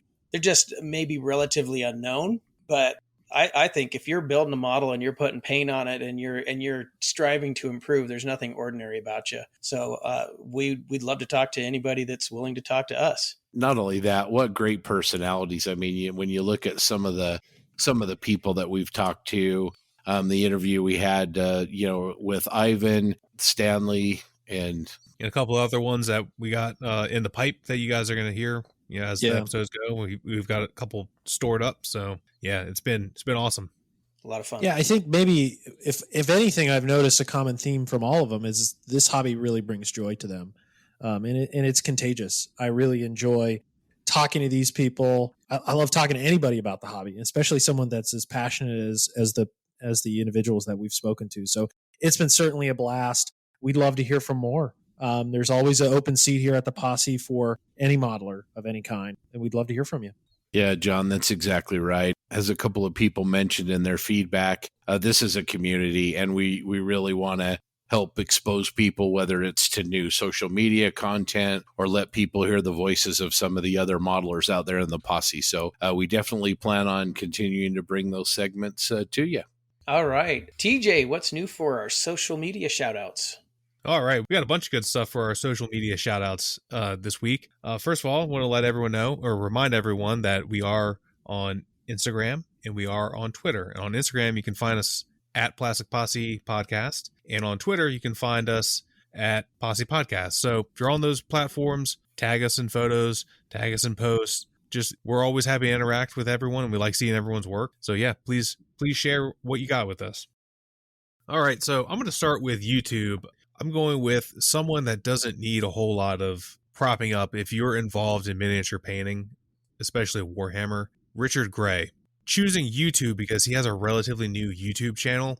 I think he's maybe got 6-7 videos on it. He is a multiple Slayer Sword winning miniature painter, and I think we've mentioned this before, but at Games Workshop painting competitions, the Slayer Sword, which is an actual sword that you win as a trophy, is what the best in show wins. And it's extremely difficult to win, obviously, because it's the best. He's one of the best of the best. It's just an insanely talented artist. And he has been doing videos with the whole process of painting. Instead of just a short 10-minute video with one thing, no, he'll sit down and he'll show you how to paint, a skeleton. Now, you won't see every single brush stroke. You'll see enough of, painting this little skeleton figure to a standard that is frankly insane that he makes it seem like, anyone can do it. And of course, I believe most anyone can do it. It's just knowing what to do. And he shares all that information with you. He's on other social media too. I mean, he's got like 54,000 followers on Instagram or whatever. I mean, he's a well-known name in miniature painting, but if you want to watch a true master at work, I would highly just look for Richard Gray. Just go to YouTube and search Richard Gray. He doesn't have a special channel name. It's just him. And yeah, you can sit down. I mean, some of his videos are an hour plus, and it's just pure zen watching him work. Yeah, I'm shocked he only has 6,000 subscribers. I want to say he just started making videos like within the last maybe 6 months. So he hasn't been around long, but I'm also surprised, just given his name recognition, that he doesn't have more already. I'm sure he will. He'll get there. If he keeps making videos, which I hope he does, he'll be up there with some of the most popular. Yeah, his Ultramarine is pretty sweet. It's crazy. I'm always impressed with wargaming miniature painters. Just next level. All right, and now we're going to jump over to Facebook, and we're going to give a shout out to our buddy Ian and his painting page on Facebook called iBones Models. So Ian, it's IBONEZ Models. Ian is a good friend of the podcast, and he is a very talented modeler. Right now he's working on it's a T26, some T28. Yep, T28, some weird esoteric Russian thing, but it's in 72nd scale, so it like fits in the palm of your hand. And frankly, he's knocking it out of the park. He was involved in, I think he was involved in our T34 group build, wasn't he? Yeah, he was. I think he was one of the first ones done. It was a fantastic model. He did a great job. And if you are in Scale Modelers Critique group, you'll see him over there. He's one of the moderators. He's on the moderation team. Yeah. So, check out his Facebook page. He's just kind of getting it started now. But yeah, give him a like. Check out what he's doing. Yeah, he has a new logo for his page. It's pretty sharp. And one of my favorite models that he's done is he did a char that is a French char B1 that is just really, really stunning. I believe he won some awards with it. So that's definitely worth checking the page out to see that as well. All right. So for Instagram, we'd like to plug Kyungho Kim 1. So if you go to, we'll post a link to it. If you go to his Instagram page, you'll be able to see some top sci-fi and armor builds. And specifically, he's got a great Sherman on there, two-tone, the OD in black, so based on Operation Cobra. And then he's also got a really nice Millennium Falcon. So I am definitely following him right now because this is a TJ plug. Oh, he also built Tiger 131. Yeah, he's got some really quality stuff. And he's got good pictures of food, so I'm all in. Yeah, I really liked his Falcon build. He did it, I think it was the one. Yeah, it was the 1/144th scale. I think it was the Bandai one. And it's like taking off. I want to say it's the scene from The Force Awakens when it has like the tarps hanging off the back. He molded the tarps and it's like launching off from the desert. The tarps are like flying back. It was pretty cool. And it was painted really well too. So it was neat little dynamic, scene with good painting. And yeah, I really like that Sherman. I'm always on the lookout for a good Sherman, and I like camouflage Sherman, so I caught that and just checked out the rest of his stuff and gave him a follow. Yeah, he's got nice figures too. All around really good modeler. Okay, so today's wild card for social media shout out. This is my recommendation. I've been seeing it pop up a lot on Facebook lately, and some other members have as well. It's called Resin Scales. It's a smaller Facebook page just created by a small group of, I believe it's a manufacturer out of the Singapore area. And what they've been producing is 3D printed 1/35th scale Worlds of Tanks vehicles. So these are all like pseudo hypothetical. They have an Object 279E, which is kind of this 4-track monster looking Russian vehicle. They have an AMX 50. And if you're familiar with the game, you can find some of those iconic vehicles that aren't molded in plastic in this 3D printed form. I've actually reached out to them asking a few questions. I'm considering one of their builds. So for reference, for a 1/35th scale full 3D printed tank, right now they're $160 and they're free shipping. So that might seem a lot, but I'm interested to learn more, certainly because I don't think we'll ever see some of them in plastic. Yeah, it's funny when when I open up the episode outline, I didn't fill in the wild card in here, and I saw that, and I told John before we started recording, I was like, you know what? I also found their Facebook page, and I was like, man, I should put that as the wild card, and I just didn't get around to it. So that was pretty funny. But yeah, they're it's really cool stuff. Yeah, a little rich for my blood, maybe, but who knows? I just spent that amount of money on a resin model from Industrial Mechanica, so I guess it's not really too rich for my blood. I guess it depends on how good of a mood I'm in. Yeah, that's right. If your Gividam's broken, purchase. So, that's what we have for social media shout outs. I'll be sure to add those links on our Facebook page. One of the segments that we're going to dive into next is kind of a topic that we just threw together, and it's all around photos, specifically scale model photography. This topic has been creeping up more and more as of late, and coupled with a lot of YouTubers who have posted videos about how to take photographs of your model specifically, Martin Kovac's recent one on Night Shift is a fantastic example. But I think it's a topic that's gotten a lot of attention. I've certainly gotten questions about it. I love talking about it. The better photographer you are, the better modeler you can become in my mind. And with that, I'd love to just go around the room, maybe talk about your approach to scale model photography, what tips and tricks that you would recommend for people just getting into this. I think a lot of the questions around scale model photography spawn from people wanting to get their work published or wanting to show their work off in a better way. The best way to grow and gain, through critique and through comments on Facebook and social media in general is to post your work with great photographs so people can really see it. The hardest thing to give constructive feedback on, or feedback in general, is poor photography. And it's, again, no fault to the modeler. We all have our different circumstances at home, but, we'd love to cover this topic and help some people out who are looking to up their photo game. With that, maybe I'll kick it over to TJ, who's gotten a lot of attention lately on his Crusader build and some of the excellent photographs that he's been taking. Maybe if you could share some tips, tricks, where you've learned things, and how do you want to, grow in scale model photography? Well, first of all, thank you, John, for that. I appreciate that. Yeah, so I don't know.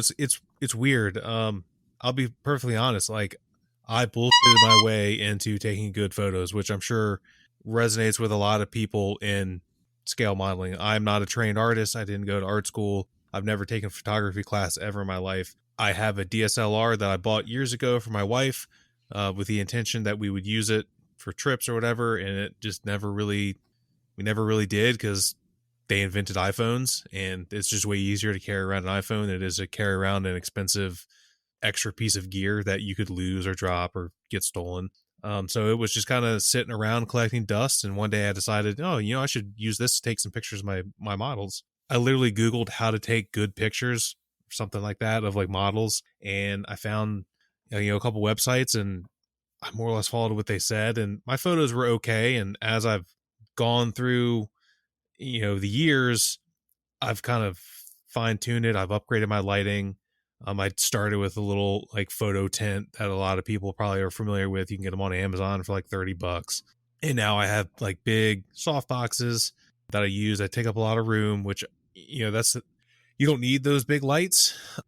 Any kind of good lighting, bright lighting, small LED lights are fine. I would like to upgrade to those, but what I have works and I have the space for it. So I just don't. Yeah, I don't know. Well, I think when Brett was on here, TJ, to build on the point you were making about lighting, I think whether you're using an iPhone or an Android phone or you're using a nice camera, I think the most important element is to get your subject well lit, not overlit, not underlit, but well lit. Well, yeah, you want good lighting. I like to slightly underexpose my photos. I want to say Travarian YouTube channel had he recently did a video about it too, and he also mentioned that because I use Lightroom to edit, which is recent for me. I was using some freeware for a long time, but I decided to buck up and I made the switch to Lightroom, and you got to pay for it, which sucks, but it's so much easier for me to use. It's faster. I don't have to do anything. I can work with the raw file from the camera, which I appreciate. And so I will slightly underexpose because from what I understand, it's easier for the computer to overexpose than it is to take light away from your photo. So that's what I've been doing. I think my photographs are pretty good. I'm sure they could be better. Everything can always be better. But yeah, I really enjoy it now. I used to kind of not like it, but now I leave my photo area set up. Leave my tripod there, and I just move back and forth. I wish I had it next to where I work, but even though I have the space for it down here, I'm not really laid out for it. So I have to get up, unfortunately, and walk around a wall and then take some pictures. I'd like to add something as someone that doesn't take good pictures yet. I'm working on it, and I just have the phone at this point. On top of the lighting, also look at what your background is. I see a lot of guys sharing what might be really nice models, and they're lost in the clutter behind the model. That's your entire model bench behind the model, and there's paints and there's tools and it all gets kind of lost in that clutter. So a solid color background goes a long, long way to helping bring out the details on your model and not getting lost in the confusion. And I also want to add, I'm sorry for TJ's use of bullshit in this what he said. So we would like to apologize. The Posse is sorry for that. That's my thought is look at your backgrounds. Don't lose it in a mess. Yeah, I mean, it's easy as just a white sheet of paper. I mean, that's literally all you need. 8.5 by 11. If you have an 11 by 17, that's even better. And the best part is almost every camera on a cell phone nowadays is fantastic, right? They're so good. They're not perfect, obviously, and obviously, the camera will make sacrifices, but you can download Adobe Lightroom for free on your phone, and you can use all the basic tools you need to adjust exposure and color and all that stuff. You don't need all the fancy tools, and it's all for free. And that's even easier because then boom, it's right there on your phone. And especially if you're just going to share it to social media, it's so easy. Yeah, building off of that and using your phone, Scott, you turned me on to an app. Do you want to talk about that you've been using with your smartphone that I think it ups gives you more control during that photography process? Yeah, for sure. I mean, it certainly doesn't have the power of Lightroom, but it's a free app and you can get it on, I think, any kind of smartphone. But I use an iPhone 11. The app is called ProCam. And it gives you, it's really intuitive. It isn't hard to learn. It'll take you, 10 minutes to figure out how to use everything on it. And I've taken some photos that, I've sent to John and he's been surprised. Oh, wow, what camera are you using? And I'm like, just using my phone. So you can use your phone to take pretty decent pictures. Now, recently, I picked up a Nikon DSLR, and to kind of what TJ was talking about, I picked up some new photography LED lights, and so I'm kind of tweaking on my setup right now to try and improve what I have. I have a 50 millimeter fixed length lens to try and get some great shots. So I'm working on that right now, but you don't need all of that. You can just use your phone and a simple free app on your phone and get some good work that way. Also, there's a lot on Amazon for a few bucks. You can get all kinds of little stands or tripods or something to hold your iPhone on as you're doing your work so that you can get good pictures, and that'll help eliminate blur for you. And you can do it that way if you choose, or you can just, use your phone freehand either way. Yeah, no, that's a great point. And maybe something to highlight to our listeners. I think of scale modeling photography almost as unique as scale modeling. Every modeler is going to have a different approach to it. Every modeler is going to have different results.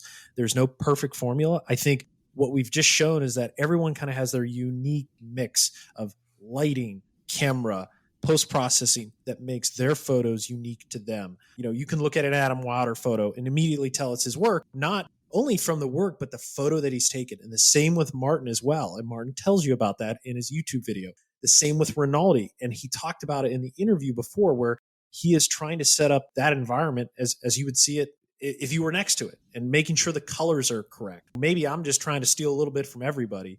My setup has certainly evolved over the years. I started, actually, my first photo booth I made out of foam core, and then took shop lights and shot them up at the top of it so it would bounce the light back down on top of the model. And I remember using a DSLR, having no clue what I was doing. And I posted a picture of a 48 scale 251 half track on Facebook. And I remember I was like, oh yeah, this photo looks great, I'm thinking. And then Mig Jimenez, no one else except him, reaches out and says, hey, this looks good, but check your white balance. I think you're using tungsten lights and it's got a red hue. And it just blew my mind. I'm like, first off, thank you for the compliment, Mig. But second, it's like, I didn't even know that was a thing. And now I'm super critical of all the photographs I'm taking. I really struggle sometimes, even still, about lighting. My photo setup is in a separate room right behind the wall at my desk. And I think maybe for our listeners, that's maybe my best recommendation, as TJ's mentioned and Scott as well, is have that dedicated area. That way you don't have to worry about tearing your bench down, putting up photography equipment and taking those photos, especially during in-progress builds. But try to find a dedicated area. We can certainly post our setups online, and maybe this is a good thing as well for our listeners. Maybe they can post a photograph that they've taken that they're proud of, and then share your setup. I'd love to know what lights you're using, what photo booth, if you are using a photo booth. For instance, I transitioned from a photo booth, and now I just have these large light tents that have diffusers on them. But I'd love to see your photo setup, any post-processing that you do, because I adjust the levels, contrast, and now I've started to do sharpness as well in Photoshop.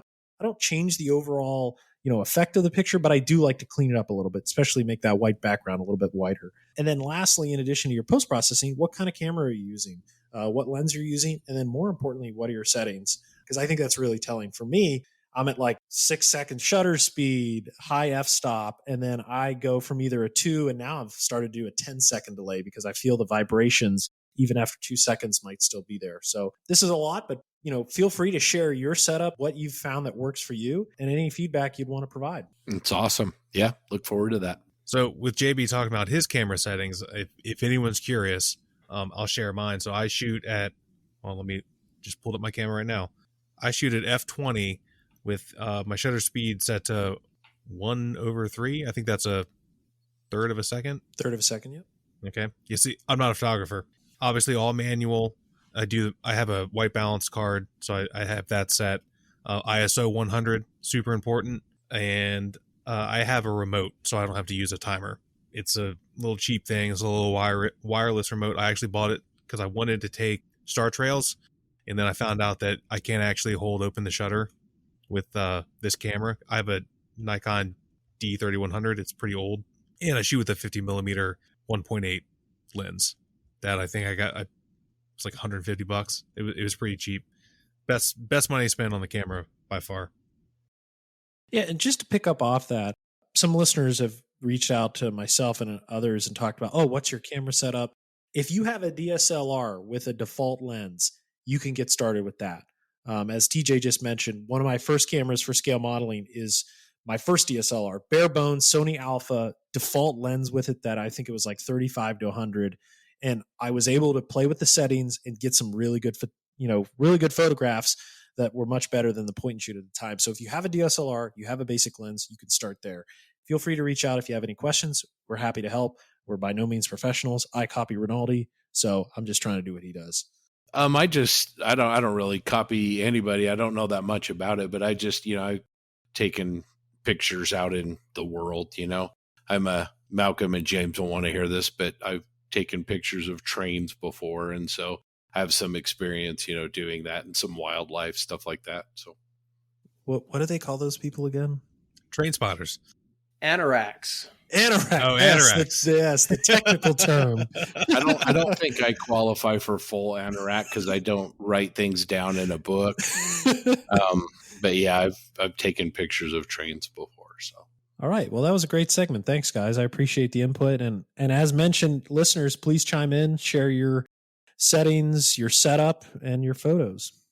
Well, now it's time for this episode's main interview segment. Scott and TJ recently had the opportunity to speak with UK modeler, editor, and author Chris Meddings, owner of Inside the Armour publications. I'm certainly a little jealous of this, so sit back, grab your favorite drink, and enjoy. Cheers.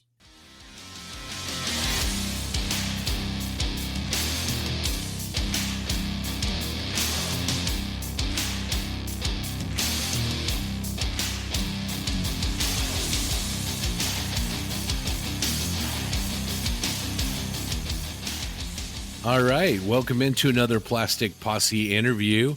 Today, TJ and I are joined by Chris Meddings from the UK. Chris, welcome to the show. Thank you for having me. Chris is a professional modeler. He's an editor, a writer, a publisher, and I think he's a modeler that doesn't know what his favorite genre is. So Chris, Inside the Armour publications, I see you guys have actually just released a naval kit. You do a lot of ship books. I mean, tell us a little bit first about yourself and then also about Inside the Armour. I don't know really what to tell you about myself. If I start with the business, that started about 12 years ago. I was working as a headhunter in recruitment and the financial crash happened. I lost 2 jobs in 1 year. I thought, well, what can I do with myself? And about the same time I started getting back into model making. I joined the website and I was building models on the forum with everyone else. And I got really into Churchills. And I decided I wanted to build every Churchill that landed on the Dieppe beach. And I thought, if I'm going to do that, I want interiors. So I'll make an interior, I'll master it and get someone to cast them for me because there's like 40 Churchills or something, or 20 Churchills or something that landed. I can't recall now. And then someone said, if you did that, I'd buy it. So I thought, cool, all right, I'll start a little business. And then, of course, the people that said they buy it didn't buy it. But I've come to learn that always happens. You should make a goulash cannon Mark V, I'll buy it. And they never buy it. So I did that and that worked okay. And I went on and did a few more interiors and resin and what have you. And a couple of years later, people kept asking me questions about Churchills. And to be honest, I got sick of answering them. So I thought I'll put it all in a book. And I can when they ask, I can say, buy the book. So I made a book, it sold. And I soon realized it was a much better business than resin. Because with resin, it's a low volume, low turnover business. So when you cast something, you get maybe 50 copies off it. And then as soon as you do, you need to do a new mold. So there's no economy of scale to it. As you know, you might sell 100 kits, but you'll make as much on the 100th one you sold as you did on the first one. But books, the more you print, the cheaper it gets. So if you print 100 books, it's going to cost you maybe, I'll use dollars, maybe it's going to cost you $15 to print a book. If you print 1,000 books, it's going to cost you $5. Plus, there's a fixed weight, a fixed size. You know how much it's going to cost shipping and everything else. As a business, it's a much better business. So I stopped doing resin and started doing books. And then I started getting friends involved and helping me write the books. And that's kind of where it started. And that's where it is now, I guess. I'm glad you brought up the Churchills because I was looking kind of through your website, and that Modeling Churchills book 1 looks like a really interesting text. I guess maybe let's start off. Where can people find your books at? And then let's talk about that book a little bit, if you don't mind. Well, I'm really lucky. There's a couple of great distributors I work with. In the UK, I work with Bookworld Wholesale. In the US, Stevens International generally buy the books. In Japan, also through Hobbylink Japan and a few other places in the Far East as well. And because of them, you can buy them almost anywhere locally. So whatever country you're in, you can get a copy locally, which when you consider it costs me anywhere between $15 and $30 or even $40 to ship a book. Why pay that when you can just buy it locally? So in the US, for instance, you can get it from M&M Models in Chicago. You can get it from Stevens. You can get it from Last Cavalry, all kinds of places like that. Excellent. Yeah, I'm a fan of Churchill's, and I know TJ, you are as well. It's true. The rumors are true. AFV Club brought the new kits out. It's just phenomenal to model that. It's great. And with the new Mark 7 as well. When I first started modeling it, the book that was available was Mark Bannerman's Modeling Churchill Tanks or something like that. And he had to convert, or he and the other authors had to convert the old Tamiya Mark 7 into all the different marks. And we're lucky now. Apart from the Mark 1 and the Mark 2, you pretty much got everything you need right in the box. I also noticed that you had a kid. I was listening to On the Bench yesterday, and they were talking about your new naval kit that you just came out with. So tell us a little bit about that. I don't really do kits anymore. What I do is I make something that I want to build. And then to recover some of the cost of developing it, I sell some, basically. So they're always very limited edition. Maximum I ever make is 100 of anything. Sometimes only 50. But I'm obsessed with late 19th century, early 20th century ships, the pre-dreadnought era. And I love the little French destroyers, largely because a lot of them have like a floating deck on the back. So there's a wooden deck with slats in it that's suspended above the main whaleback metal deck, steel deck. And I just love that look for some reason. So I've made one before a while ago. I made the Arquebus class, and then I thought I'd do the Claymore class this time.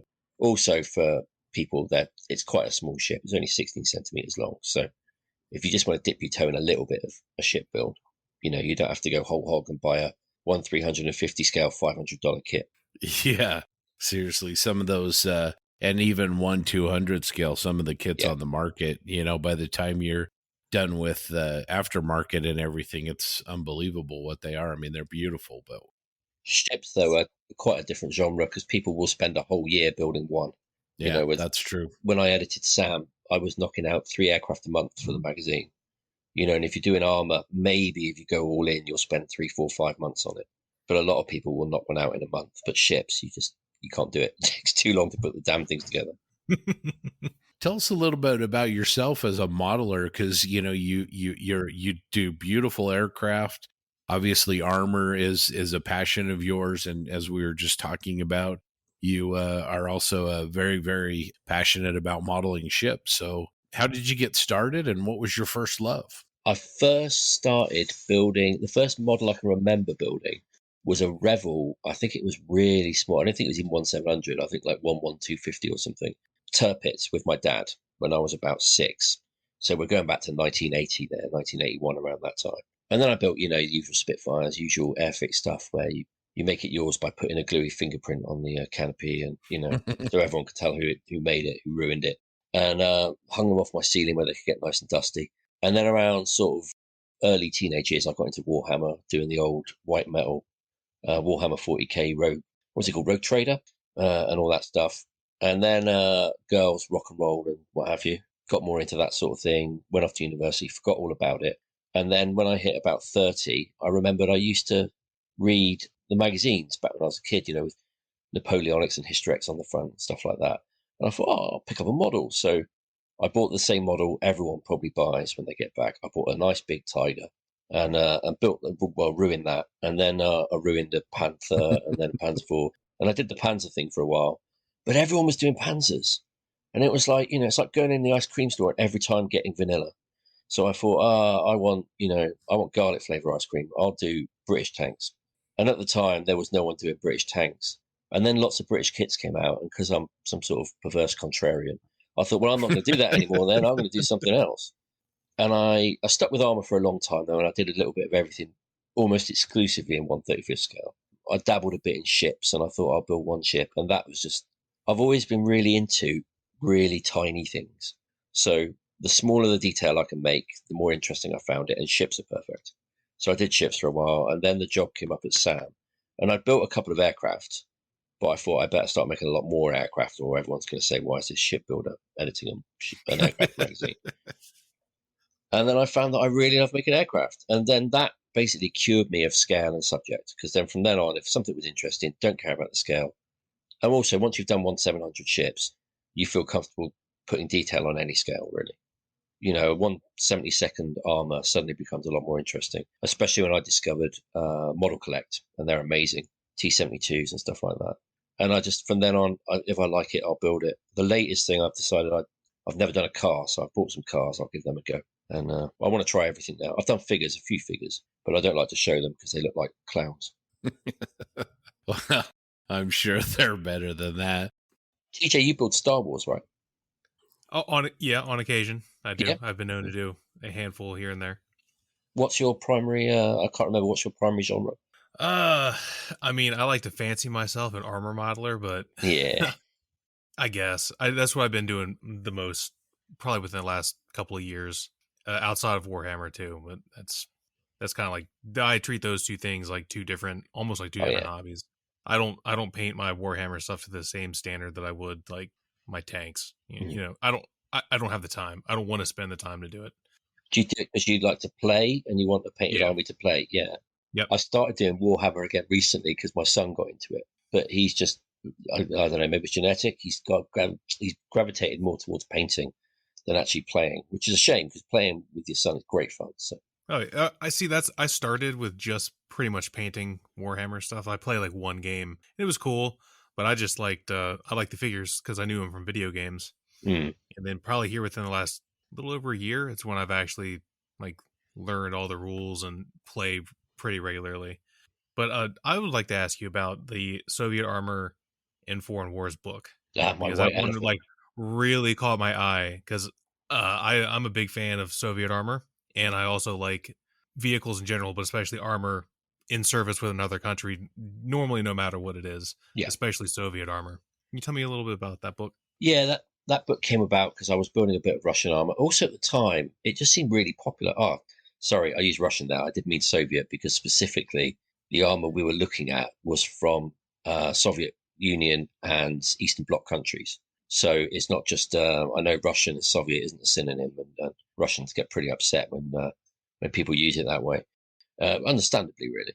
It's like when people call Scots English. They don't like it. So we thought, it's pretty popular, and all the wars in the Middle East were happening, and I don't like to model stuff that's going on at the time. But this was around the period that the Libyan war was, well, we thought it was over. Obviously, it's still rumbling on. I don't think we covered Syria in the book.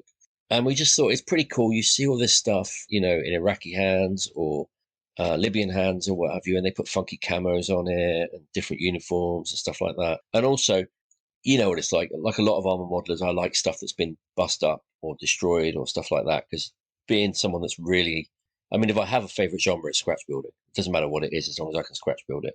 And that was a great opportunity to scratch build lots of stuff.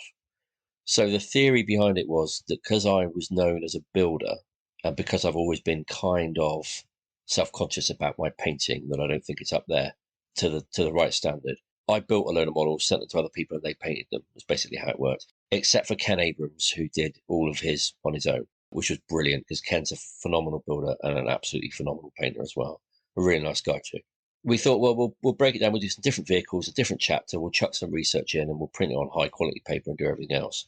It made it weigh 1,200 grams, which put it into the parcel category instead of the letter category, which meant it didn't sell because no one could afford to ship it.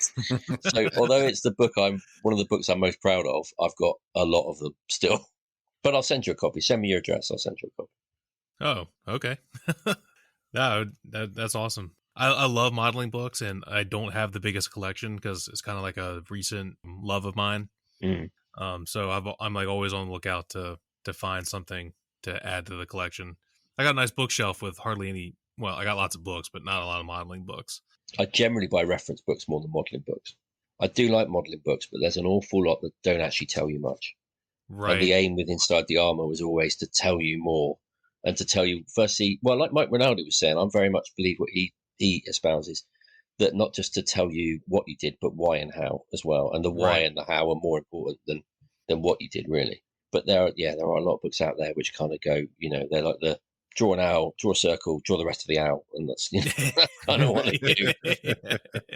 Well, it looks like from the pictures on your Facebook page that TJ and I are both, as we've said, British Armour fans as well as Russian Armour fans. You got some great photos on there. And then also I noticed you have some photos of like a Samoa S35 and some unique armored cars. What are some of your favorite modeling subjects that you like to do when you're modeling armor? Anything that's unusual. I mean, recently I've got really into modeling Japanese armor just because you don't see it much. And when you do, it's always the same ones. And it's always a chiha, and it's always with a palm tree behind it, and it's kind of like, I got really into reading about the Pacific War, but particularly as well about the Second Sino-Japanese War, Nomonhan and all that stuff as well, Kalkin Gol. So there is a book coming towards the end of the year about Japanese armor, modeling Japanese armor, where I've got a great guy from Japan, a researcher over there, has written a research article as well and drawn some profiles for it. But it's anything that's unusual. I just don't like this. The same reason I like scratch building. I don't like making a model that looks like someone else's model. If I want to make a model which is mine, which I know that no one else has ever made exactly like that.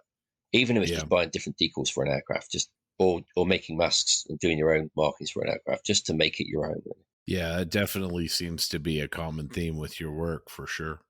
I think it's common for a lot of modelers though now. Yeah, I was gonna say there's something to be said about making something yours, like in any way. Even if you do like a tank, like everyone's done Jumbo Sherman that has First and Bastogne written on it, right? Like everyone's done that. Yeah.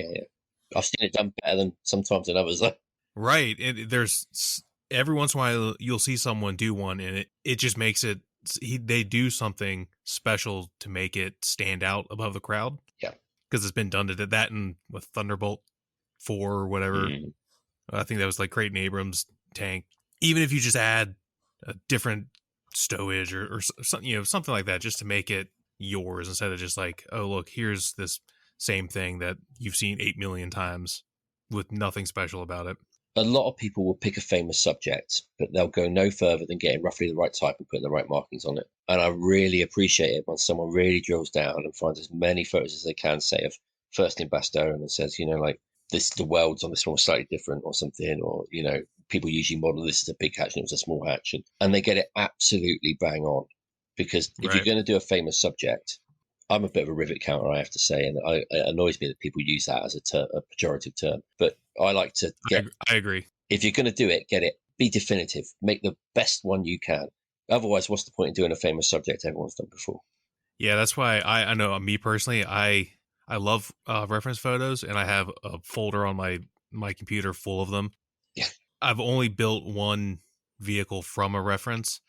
I got as close as I could get because I only had one picture of it, but I don't know. I just kind of stray away from that because some of it's like vanity. I don't want to be that guy that built the famous one, but then screws it up, right? Like, not that like probably anyone would ever know or care, but like in my head, I'm like, oh, everyone thinks that I screwed this up.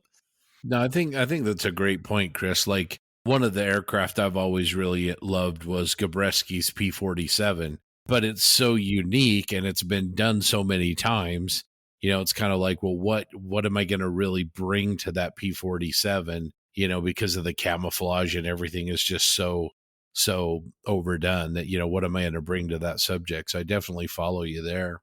I did actually, Lieutenant Edwin King's P-47, the one that's covered in oil. Oh, yes. Yeah, I did that one. And I really want to do that again because I know I used slightly the wrong version of the P-47. I got the oil mark slightly wrong on the tail. It was too high up on the A on the tail. It should have been lower. And the oil wasn't glossy enough. So it's almost like you're polishing the idea that I want to go back and do it again, but do it better.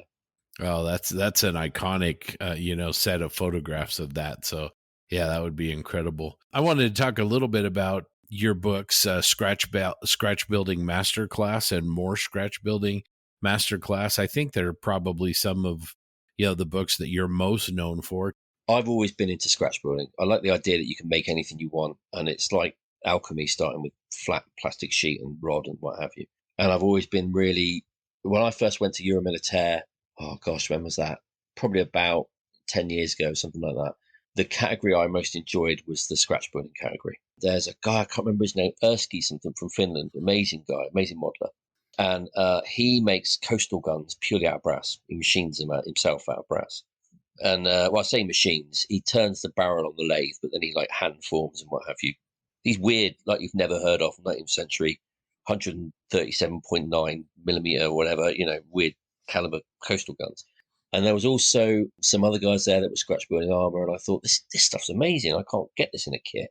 And it looks really weird and funky. And I want to do this. So I started out doing a little, like everyone does, grab handles on turrets and stuff like that. And I got really into scratch building. But when I did the first scratch building masterclass, I've got this thing that I don't want to like make myself out to be better than I am or anything like that. So I didn't put myself in the book because I was embarrassed to put myself in the book, if you see what I mean. I thought it would look boastful. So instead, I got some other guys to do it, and they were better than me. So that worked out just great. One was George Moore, who does the masters for Resicast. So if you've bought a Resicast kit, there's a 99% probability George Moore mastered it. Another was Stephen Tegner, who's one of these guys people don't really know, but he scratch builds 1/6 stuff. He's got into 3D printing now, but he made a 1/6 Char B with complete engine, transmission, absolutely everything in it. He's done KV1.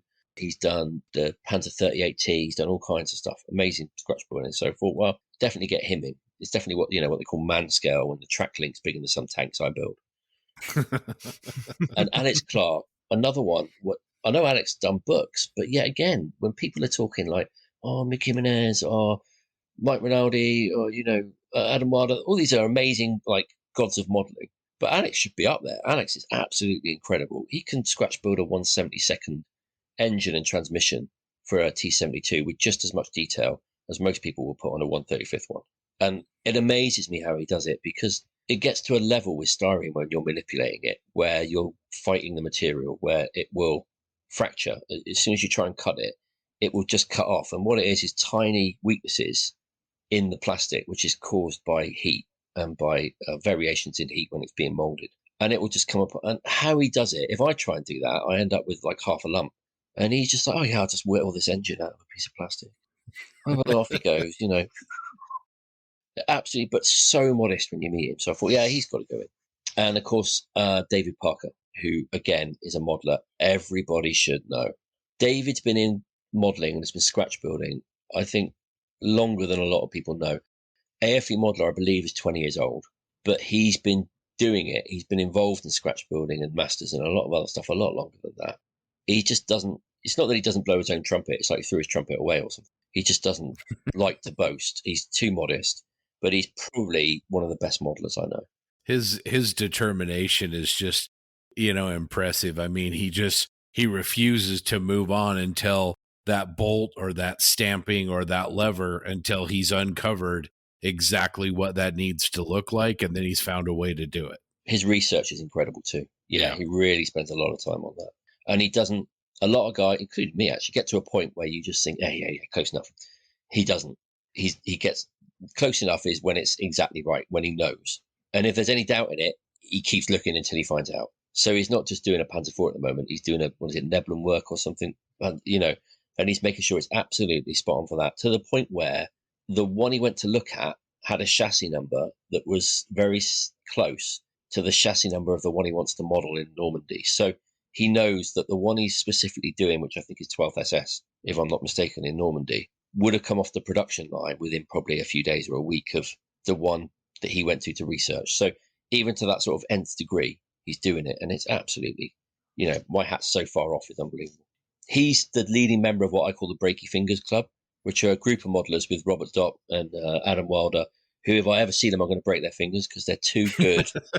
They're too good at making models, and it makes the rest of us look bad.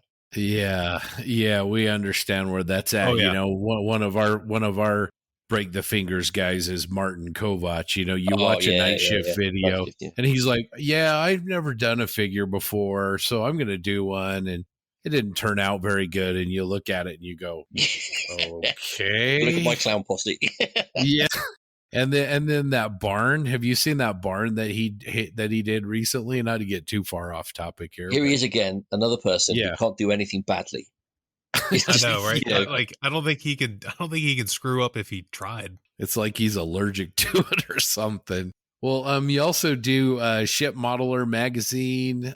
I did. I had to stop doing it because no one bought it. I think there were two reasons for that. One, because it ships. It's just too niche.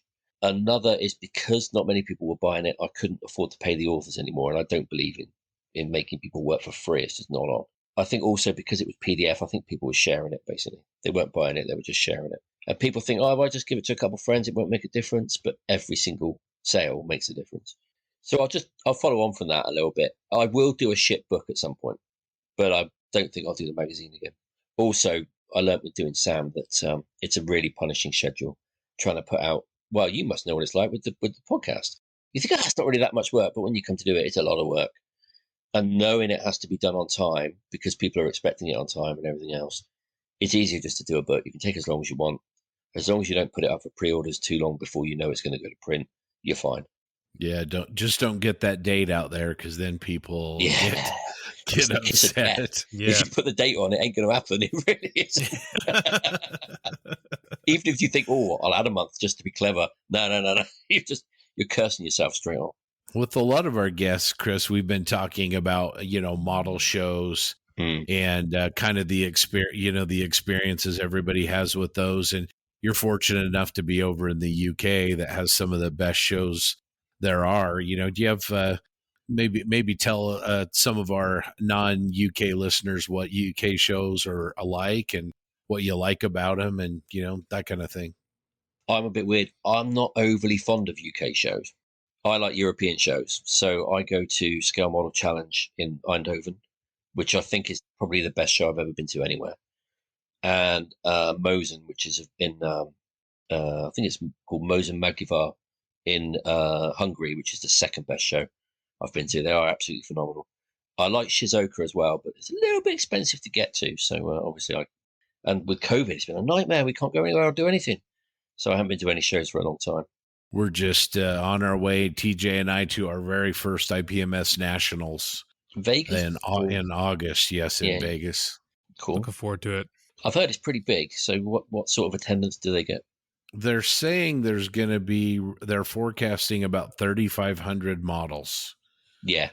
So it's pretty big, I think. I mean, your shows are different though, right? If you take a model, it goes in the competition, yeah?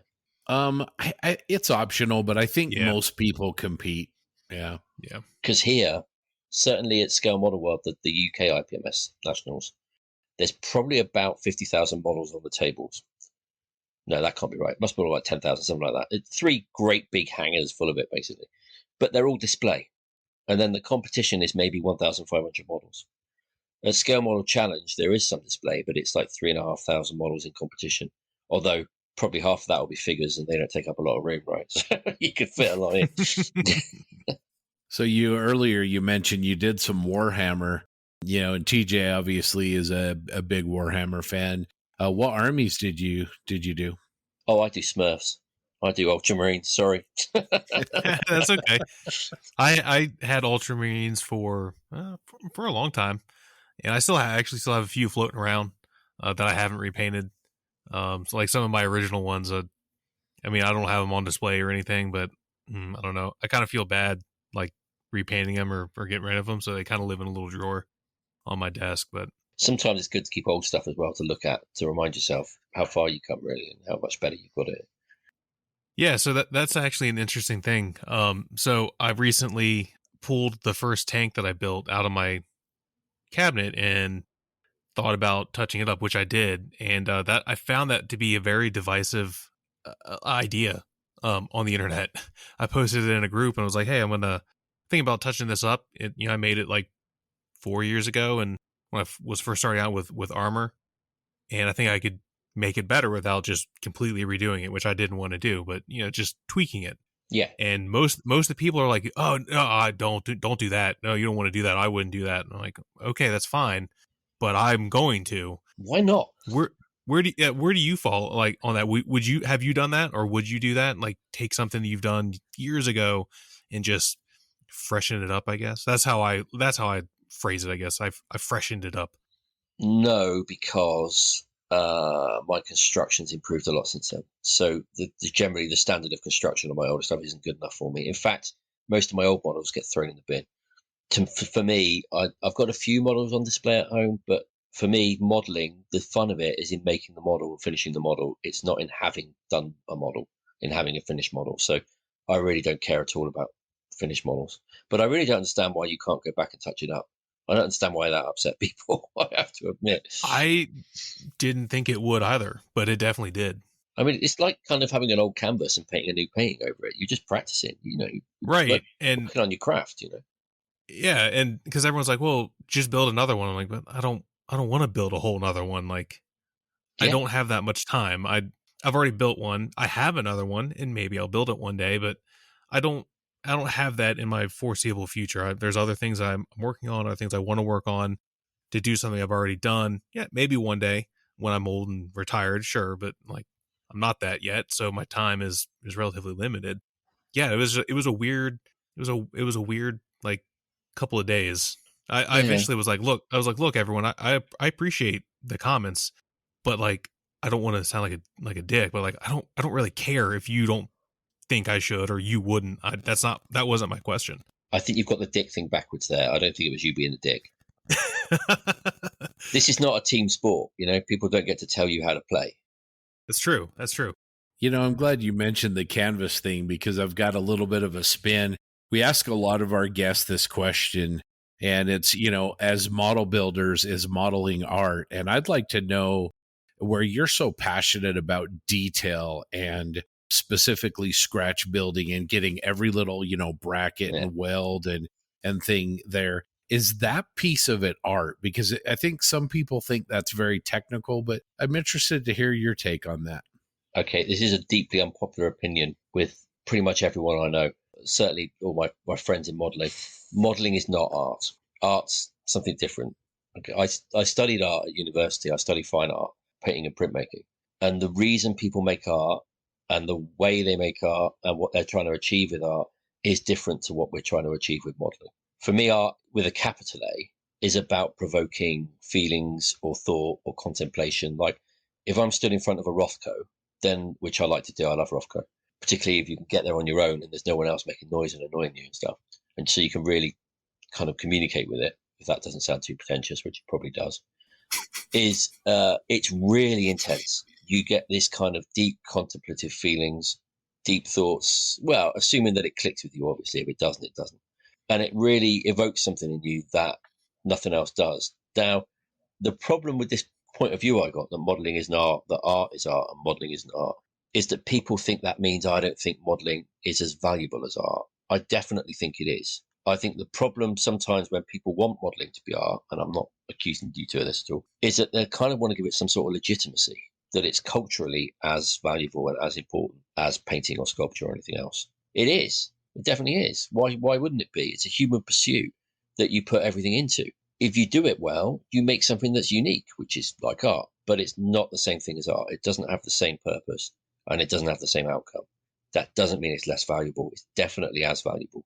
We need another name for it. We need to elevate the perception of modeling without borrowing the name of art. Yeah, that's an interesting viewpoint. The reason I wanted to kind of frame that within the reference of scratch building is I think what disqualifies finely finished model from art in a lot of people's mind is that we start with a kit. So somebody has done some of the work for us, right? We buy a box, we open up the box, it's got the parts that are essentially in the shape of what we're going to do. So that sort of steers people down the road of it's a craft, it's not an art, because as opposed to writing a song on a guitar or sculpting something out of a piece of marble, there's a creative process that makes that, from the get-go versus modeling. But scratch building is actually, I think, a little bit different in that there isn't a box of parts. You open up a drawer and grab a bunch of materials like granite or clay or paint, and then you start creating something. It's still not art. Because when I scratch build, I'm copying something real. I'm not inventing something. You could argue that, like, figure sculptors that sculpt some fantasy figure purely out of their mind, you could argue that's art. But when I scratch build, to me, I sucked at technical drawing at school. I was really bad. They made me go and do something else. But I love that stuff. And my father was a mechanic in the Royal Marines. He was a very technical person. Repaired, trucks and landing craft and all kinds of random stuff. And I didn't appreciate that when I was younger. He died when I was quite young, but I wish I'd learned from him about repairing cars and stuff like that. For me, it's closer to that. And I really appreciate when someone closer to, I want to say to engineering, but my wife's an engineer and she'd kill me. She hates it when people that repair stuff call themselves engineers. You're not an engineer, repairman. So I have to be careful with the E word. Yeah, for me, it's closer to that. But again, that's just as good as art. I used to live, I don't know if I mentioned it to you before we started the interview. I used to live in Singapore. And one of the things I loved in Singapore, because I'm a great big fat guy, was murtabak, which is like an Asian Singaporean, I think it comes from the Indian subcontinent, pancake type thing. And they make this like really thin roti and they put meat in it and stuff like that. And they fold it up and it's great. It's delicious, spicy, lovely. But I used to be fascinated when I ordered it, watching the guy making the roti, because he started off with a ball of dough. People are switched off by now listening to this. You know that, right? He started off with the ball of dough and his hands knew what to do. You could tell he'd done it a million times. And it was just absolutely perfect. There was no movement he made that didn't finish the job or, advance the job. There was nothing wasted. It was poetry to watch it. Absolutely amazing. And the guy's just spreading dough and he'd like flip it out, put the stuff in, cook it. There you go. And I really like stuff like that. I really like people that have practiced their skill over and over and over again until they get really good at it. And that's what gives me a thrill scratch building. When I make stuff now, although I'm not up there with a lot of people, just the familiarity with the tools and with the materials are what I enjoy. If I want to make something, I pretty much, once I've visualized in my head and broken it down into shapes, I pretty much know exactly how I'm going to make it. And that's the joy of it, in knowing that it's a learned skill and that every time you use the skill, you're polishing the skill. But when I'm painting, that's more like when I was at college, because once you get familiarity with the materials, your front brain switches off and your hind brain makes all the decisions about color and about mixing color and stuff like that. And that's closer to art. That's close to how I used to feel when I was doing paintings. But scratch building, no, that's mechanical. You cut this bit out because it was really boring. No, I think it's an interesting discussion, especially bringing food preparation into it, people that are chefs and those kind of things. I think it's interesting.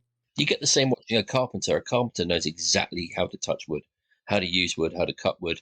They know that if they cut on that angle of the grain, it's going to be a bad job. So without even stopping and thinking, how am I going to do this? They just do it. And I think when you get really good with your tools and your materials, that's where you get to, basically. I mean, I would definitely say that's probably the most nuanced and thorough answer to that question we've ever gotten. I think about it a lot. My wife's like, what are you thinking about? I'm like, thinking about scratch building. That's great. Most of the time it's like, yeah, sure. Or, nah, not really. That's awesome. That was great. The important thing for me is that although I don't think it's art, I think it's as valuable as art. We just need a new name for it. Modeling needs to not be toys. It's not toys, and people have that opinion of it and they need to appreciate it as, miniaturists, I guess. I don't know.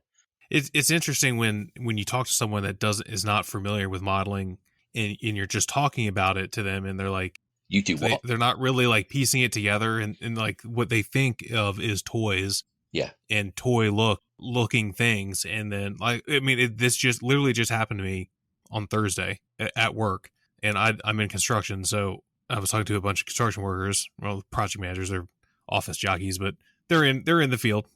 It's not their fault. Yeah, and I'm telling them what I do, and I can see the wheels like turning in the head, like trying to picture like, okay, well, like you build a model like out of wood? Like I'm like, no, it's plastic, and they don't really get it. And I'm like, oh, here, let me just show you a picture, and I'll get out my phone. I show them something I did, and they look at it like, oh, like that. Oh, okay. That makes sense now. I wonder how many walk away thinking, well, where can I find out about this stuff? Well, hopefully, I mean, they're all young guys, so I'm like, yeah, sure.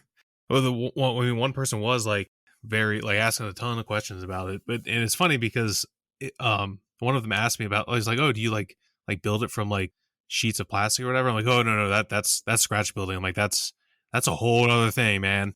Like that's not me. I don't know. I don't know if that'll ever be me, but it definitely isn't now.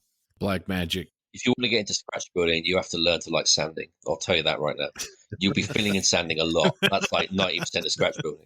I was actually thinking about this toy thing the other day, and I think, the biggest reason people associate models with toys is, I think for a long time, that's where you bought model kits was at a toy store. Yeah, absolutely. Yeah, you still do in Germany. Revel, that's why Revel is so cheap and badly packaged. It's because there's so many department stores and toy stores right now. Yeah. Also with Airfix, when you say Airfix, most people think of something in a bag with a cardboard hanger in the newsagent store here.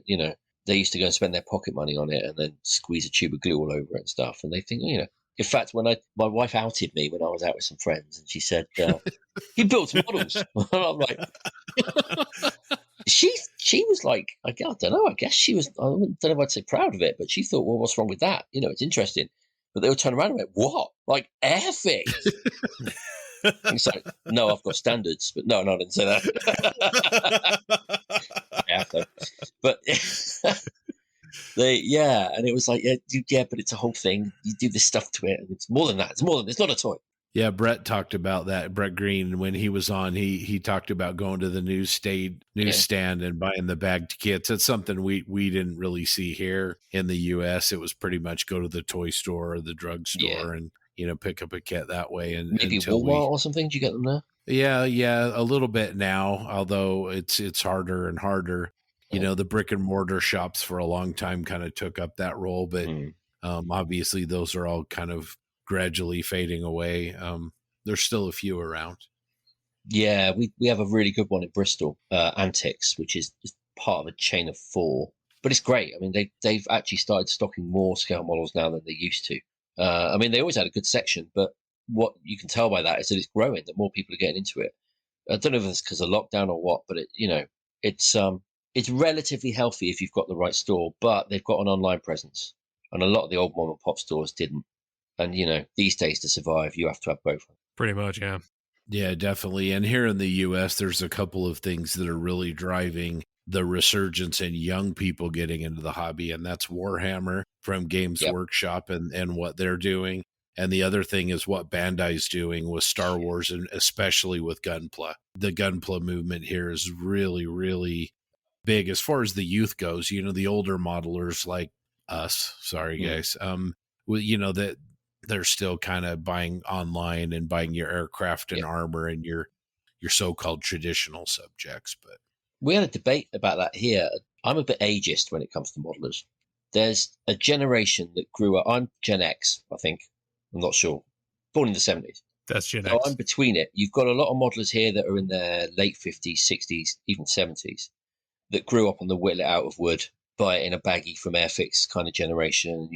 We didn't have kits back then. We had to scratch build, half vert it, and all this. And it's like, yeah, it's great, Granddad. Thanks very much. And then you've got the kids that are into Warhammer, and I don't think of myself as an old generation, but we are. I'm in middle age. I kind of feel like sometimes that older generation won't let go of the reins here. They're kind of in charge of modelling, of what modelling is, of IPMS and all that stuff. And they have Airfix make and take at shows, which is great. You can, although Airfix don't do it for free, and they should, because it's massive promo. But they give you a load of kit. No, they don't. They sell you a load of kits cheap and some paint and stuff. Nasty ass 1/72 stuff that you wouldn't build because it doesn't go together. Do you know what I mean? And they expect kids to enjoy that, in inverted commas. And they come along and they build it and they take it away and they paint it while the glue's still wet and all the stuff you still do so that the undercarriage collapses and all that sort of stuff. And I said to them, why don't you talk to Games Workshop? Why don't you get them to give you, they did the magazines where you get a Space Marine on the front, stuff like that. Those things go together virtually without glue. Why don't you talk to Games Workshop? Kids are far more likely to want to put together a Space Marine than an ME 109, and it's easy, it's fun, they're easy to paint. You can paint them how you want. You don't have to worry about it being realistic. You can make it pink with green dots if you want. You do whatever you want with Space Marine. Although, if you try and play with it in a Games Workshop shop, then you might get some looks, right? If you haven't put the highlight around everything. But I just thought, if you want to get kids into it, it's Bandai and Games Workshop. It's not Airfix. It's just a different generation. They'll go on to that. It's not like modelling is going to stop being about scale models. It's the gateway drug. We need to stand outside the school gates handing out Space Marines, getting them hooked. Your first Space Marines free. Space Marine Fisherman. Yeah, first hit's always free. You'll be on Eldar before you know it. Not Tau. Don't get Tau. They're rubbish. Oh, yeah. No. My son liked Tau. He wanted to get a Tau army, and he makes me play as them now, and it's like, you just can't win with those guys. They suck. They look cool. They look really cool. They're great fun to paint. Oh, yeah, the big battle suits and all that stuff. Yeah. They're really slick looking. And the tanks and stuff. I had a handful of them just because I bought because they look cool, but I think I sold most of them off because I was like, I'm never, ever going to build or paint this. Yeah. Their stuff's good as well. I mean, some of the older molds is not great, but the newer stuff, it's really, really sharp. Yeah, we've talked about that in some group chats that I think Scott and I are in. It's just, like it's frankly impressive what they can do these days. It's, a lot of like Warhammer players don't really understand the technology of making a mold and making a kit, and they complain about it and it is, blah, blah, blah, blah. But I'm like, man, like this is pretty good. Like, I don't think you understand the sacrifices they make to make it easy to assemble. Yes. That's why the detail's like it is. And considering that, they still pull it off really well. Yeah, they still do a couple like funky things, especially with like their attachment points. They've gotten way better at it. Yeah. The old plastic, it's like attachment points like, that big on like the smallest piece ever. But it happens from time to time. But like for the most part, they're gap free and go together perfect. Like every single time. Also, I've noticed you very rarely get a step in the mold on Games Workshop stuff, which you get a lot on, lots of other kits, bigger names. Yeah. But who's got time to sand off the what gamer's going to want to sand off a step on the leg of a Space Marine armor? You don't get that. It's nice, smooth transition. Maybe a seam line to clean up. That's about it. And even nowadays, like I've noticed with some of the newer kits, the seam lines are almost non-existent. Yeah. Like almost to the point where you don't even need to address them. They're actually, I have a few in my collection that I distinctly remember when I was building, there was no seam line, like at all. And I'm like, well, that just makes my job a million times easier. You find it when you put a wash on. You're like, damn, I didn't see that before because it was so fine. that definitely always happens to me. It's still, that happens to me when I build freaking tanks too. It happens on to me the Crusader I'm building. I took a picture of the turret and sent it in a group chat, and the first comment is like, hey, you missed a mode light on that antenna mount. I'm like, oh, damn it. I did. And on the machine gun, I was like, God damn, I missed another one. What do you do? Do you go back and fix it, or do you leave it? Oh, no, I fixed it. Good man. I was going to be like, you'll never notice it. At least the one on the antenna mount. The one on the machine gun, I was like, holy shit, how did I miss that? It's a focal point, isn't it? Yeah, you're not going to hide that. It's like Will says, you got to fix that shit. Yes, and I did. I fixed both of them. It sucked, but because it was already painted. Well, the antenna mount was, the machine gun was not, other than like primed or whatever. I hadn't actually painted it whatever color. You learn a lesson though, don't you? You learn to be a little bit more careful with it next time and to look for it and stuff like that. Oh, yeah. It's the same with scratch building. The problem with scratch building is because everything is white, you kind of get a bit of snow blindness. There's seams in places or like rough bits where you've cut something and not finished it off quite well enough that you can't see, and you don't know until the first coat of primer. And the first coat of primer sometimes could be heartbreaking. You think, great, okay, I've got to cut that whole bit out and start again. Or it's like, it's very rare you put it on and you find, oh, yeah, it's perfect. Yeah, it's hard to see, like you said. Yeah.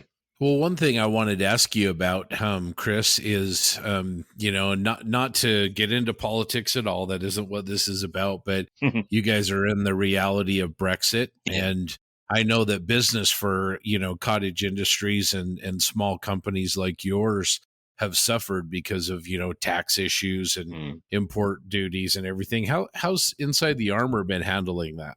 For a while, we didn't. Basically, it was left where. I like the good old days where you ship something to somewhere, and if they get caught by customs and they have to pay taxes, then they get caught and they have to pay taxes. But the EU is a lot tighter on it than a lot of countries are, so everything more or less gets stopped.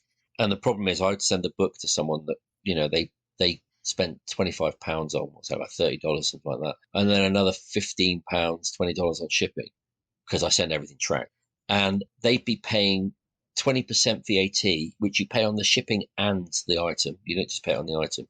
And they'd be paying a handling fee of another $25. So they'd be paying twice as much basically to get their stuff. So that can't go on. So for the short term, I'm trying to get my stuff on eBay, but then they've started making me jump through more hoops. I don't know why. I was already registered with them and my bank was checked out with them and everything else. But it's like, yeah, we're going to get you to do it again. So, all right, I'll do it again. It's because they want to do deferred payments now, which is a pain because for a small business, cash flow is a real issue. But what can you do? You places like that on Amazon, they set the terms and you either accept them or you get lost, basically. So you got to do it. They take less than Amazon. Amazon take nearly 40% once all the fees are gone. More if you're fulfilled by Amazon. eBay take like 15%. But the benefit for me of selling to Europe through eBay is that when they buy, they pay their VAT at the time of purchase, not at the time of receipt, which means they get a code which goes on the package, which means customs won't stop it because they know the VAT has already been collected. But I don't have to do it. I don't have to register with tax offices in Brussels or some stuff because eBay are the registered seller. So they handle all of that. I don't have to worry about it. So that's what I'm going to do for the time being. But I'm looking at getting VAT registered in the EU. The problem for me was that books in the UK were 0 rated for VAT, which meant although technically they were liable for value-added sales tax, it was a 0%. So you never pay tax on it. So the problem for me, when we were in the EU, if I sold a book to the EU, come back next week for more accountancy matters. When I sold a book to the EU, they didn't pay tax on it because you pay the level of tax in the country where it's sold, not in the country where it's received. So it was 0%. But now they have to pay 20% on top of it because that's what Europe charges. So it's a real shame. My books have gone up 20% in Europe, basically. But what can you do? I voted to stay, 52% voted to leave. Well, hopefully things kind of normalize and get back to normal as far as business. Hate to see, it's hard enough to do it as a small business, let alone with those kinds of challenges that are out of your control. Being self-employed, I don't know if either of you guys are or have been, and it's the same there, but you're one bad job away from going bust. If I print a book and it doesn't sell, likelihood is I won't be able to print another book. So yeah, it's already on a kind of a knife edge. You have to pick your products very carefully and you have to mix it up as well. You do low volume, low profit jobs that you think will sell quickly, but you'll get a little bit of money back for, and then build up to a high volume, high profit job. And you have to mix it. If you do all the big jobs all the time, it's just too much risk. Whereas the small jobs moderate your risk a bit. A lot of modelers go into, some listeners might find this interesting. A lot of modelers want to go into the model business, and you really do have to start learning about business if you're going to do that. Unfortunately, most of them think if I've got a great product, people will just buy it. Well, for one thing, you need to learn how to sell it. You need to learn how to even just tell people it exists. Because I still get people saying, "Oh, I've never heard of you." And it's like, really? Because I talk about it non-bloody stop. That's all I'm like the shameless self-promoter from hell. And they're still like, "Oh, I didn't know you did that." You weren't listening with it. I always say with modelers, if you want them to know you've got something, you have to hit them over the head with it. Yeah. And, you have to realize when you get into it, if you're going to do it as a business, that it's 90% business, 10% modeling. Yeah. So your passion's only going to carry you so far. You need that business sense. I mean, I still love doing it. When you see someone building a kit you've made or talking about a book you printed or wrote, it's the biggest thrill. It's like when you get an article published and you see your name in print. I've been doing that now for 8 years or 10 years, something like that. It's still as much of a thrill now to see an article of mine in a book or a magazine that I didn't print. If I printed it, that doesn't count, obviously. But to see someone else, as it was the first time it happened. I don't know well, no one does it for the money, when you see what you get paid for magazine articles. But to see it in there is just a huge thrill every time. I like doing it for other people now. I like to publish them and give them that thrill too. if somebody has an article that, they wanted to talk to you about, how would they get in touch with you, Chris? Just send me an email at info@insidethearmour.com, or find me on Facebook, Chris Meddings, or on Twitter, Chris Meddings. I'm not one of these people that goes for funny fake names, because people want to find you. They're not going to look for Albert McStinky or something. And just to review where people can pick up your kits or your publications, your books, anything like that. From InsideTheArmour.com, or from, whatever your local model store is, ask them to get it for you.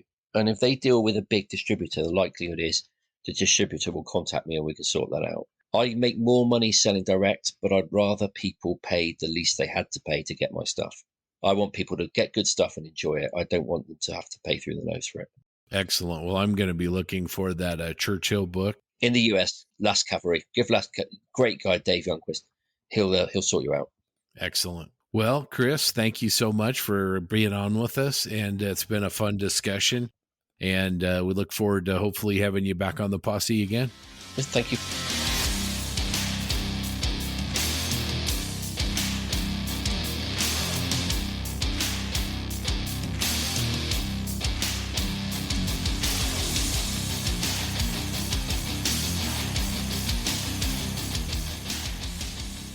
All right. Thanks again to Chris for stopping by the show and really letting us get to know him. That was an awesome interview. Well, that's about it for episode 22. Thanks so much for listening. Just a reminder that you can leave us feedback about this or any of our other episodes over at our Plastic Posse Facebook page. You also email us at plasticpossepodcast@gmail.com. We want to once again thank all of our supporters, and we also want to give another shout out to our sponsor, Goodman Models, makers of the awesome Super Sandy blocks. Coming up for episode 23, make sure you join us again next time as we return to Wargaming miniature painting, for real this time, with a featured interview with Christoph Eichhorn, a.k.a. Trevarian Miniatures. He's a fantastic mini painter and also a master of teaching techniques from YouTube. So until next time, here's looking forward to another episode with you guys in 2 weeks. Take care and yeehaw!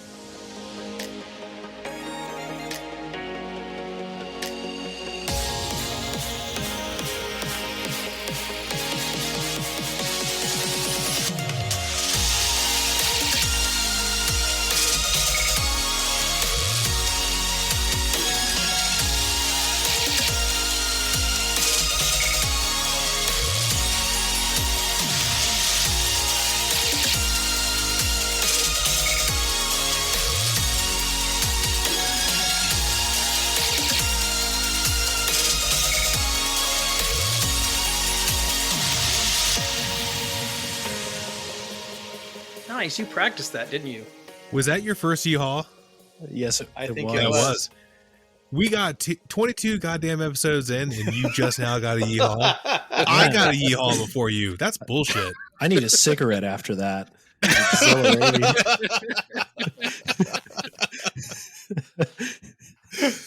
That was funny.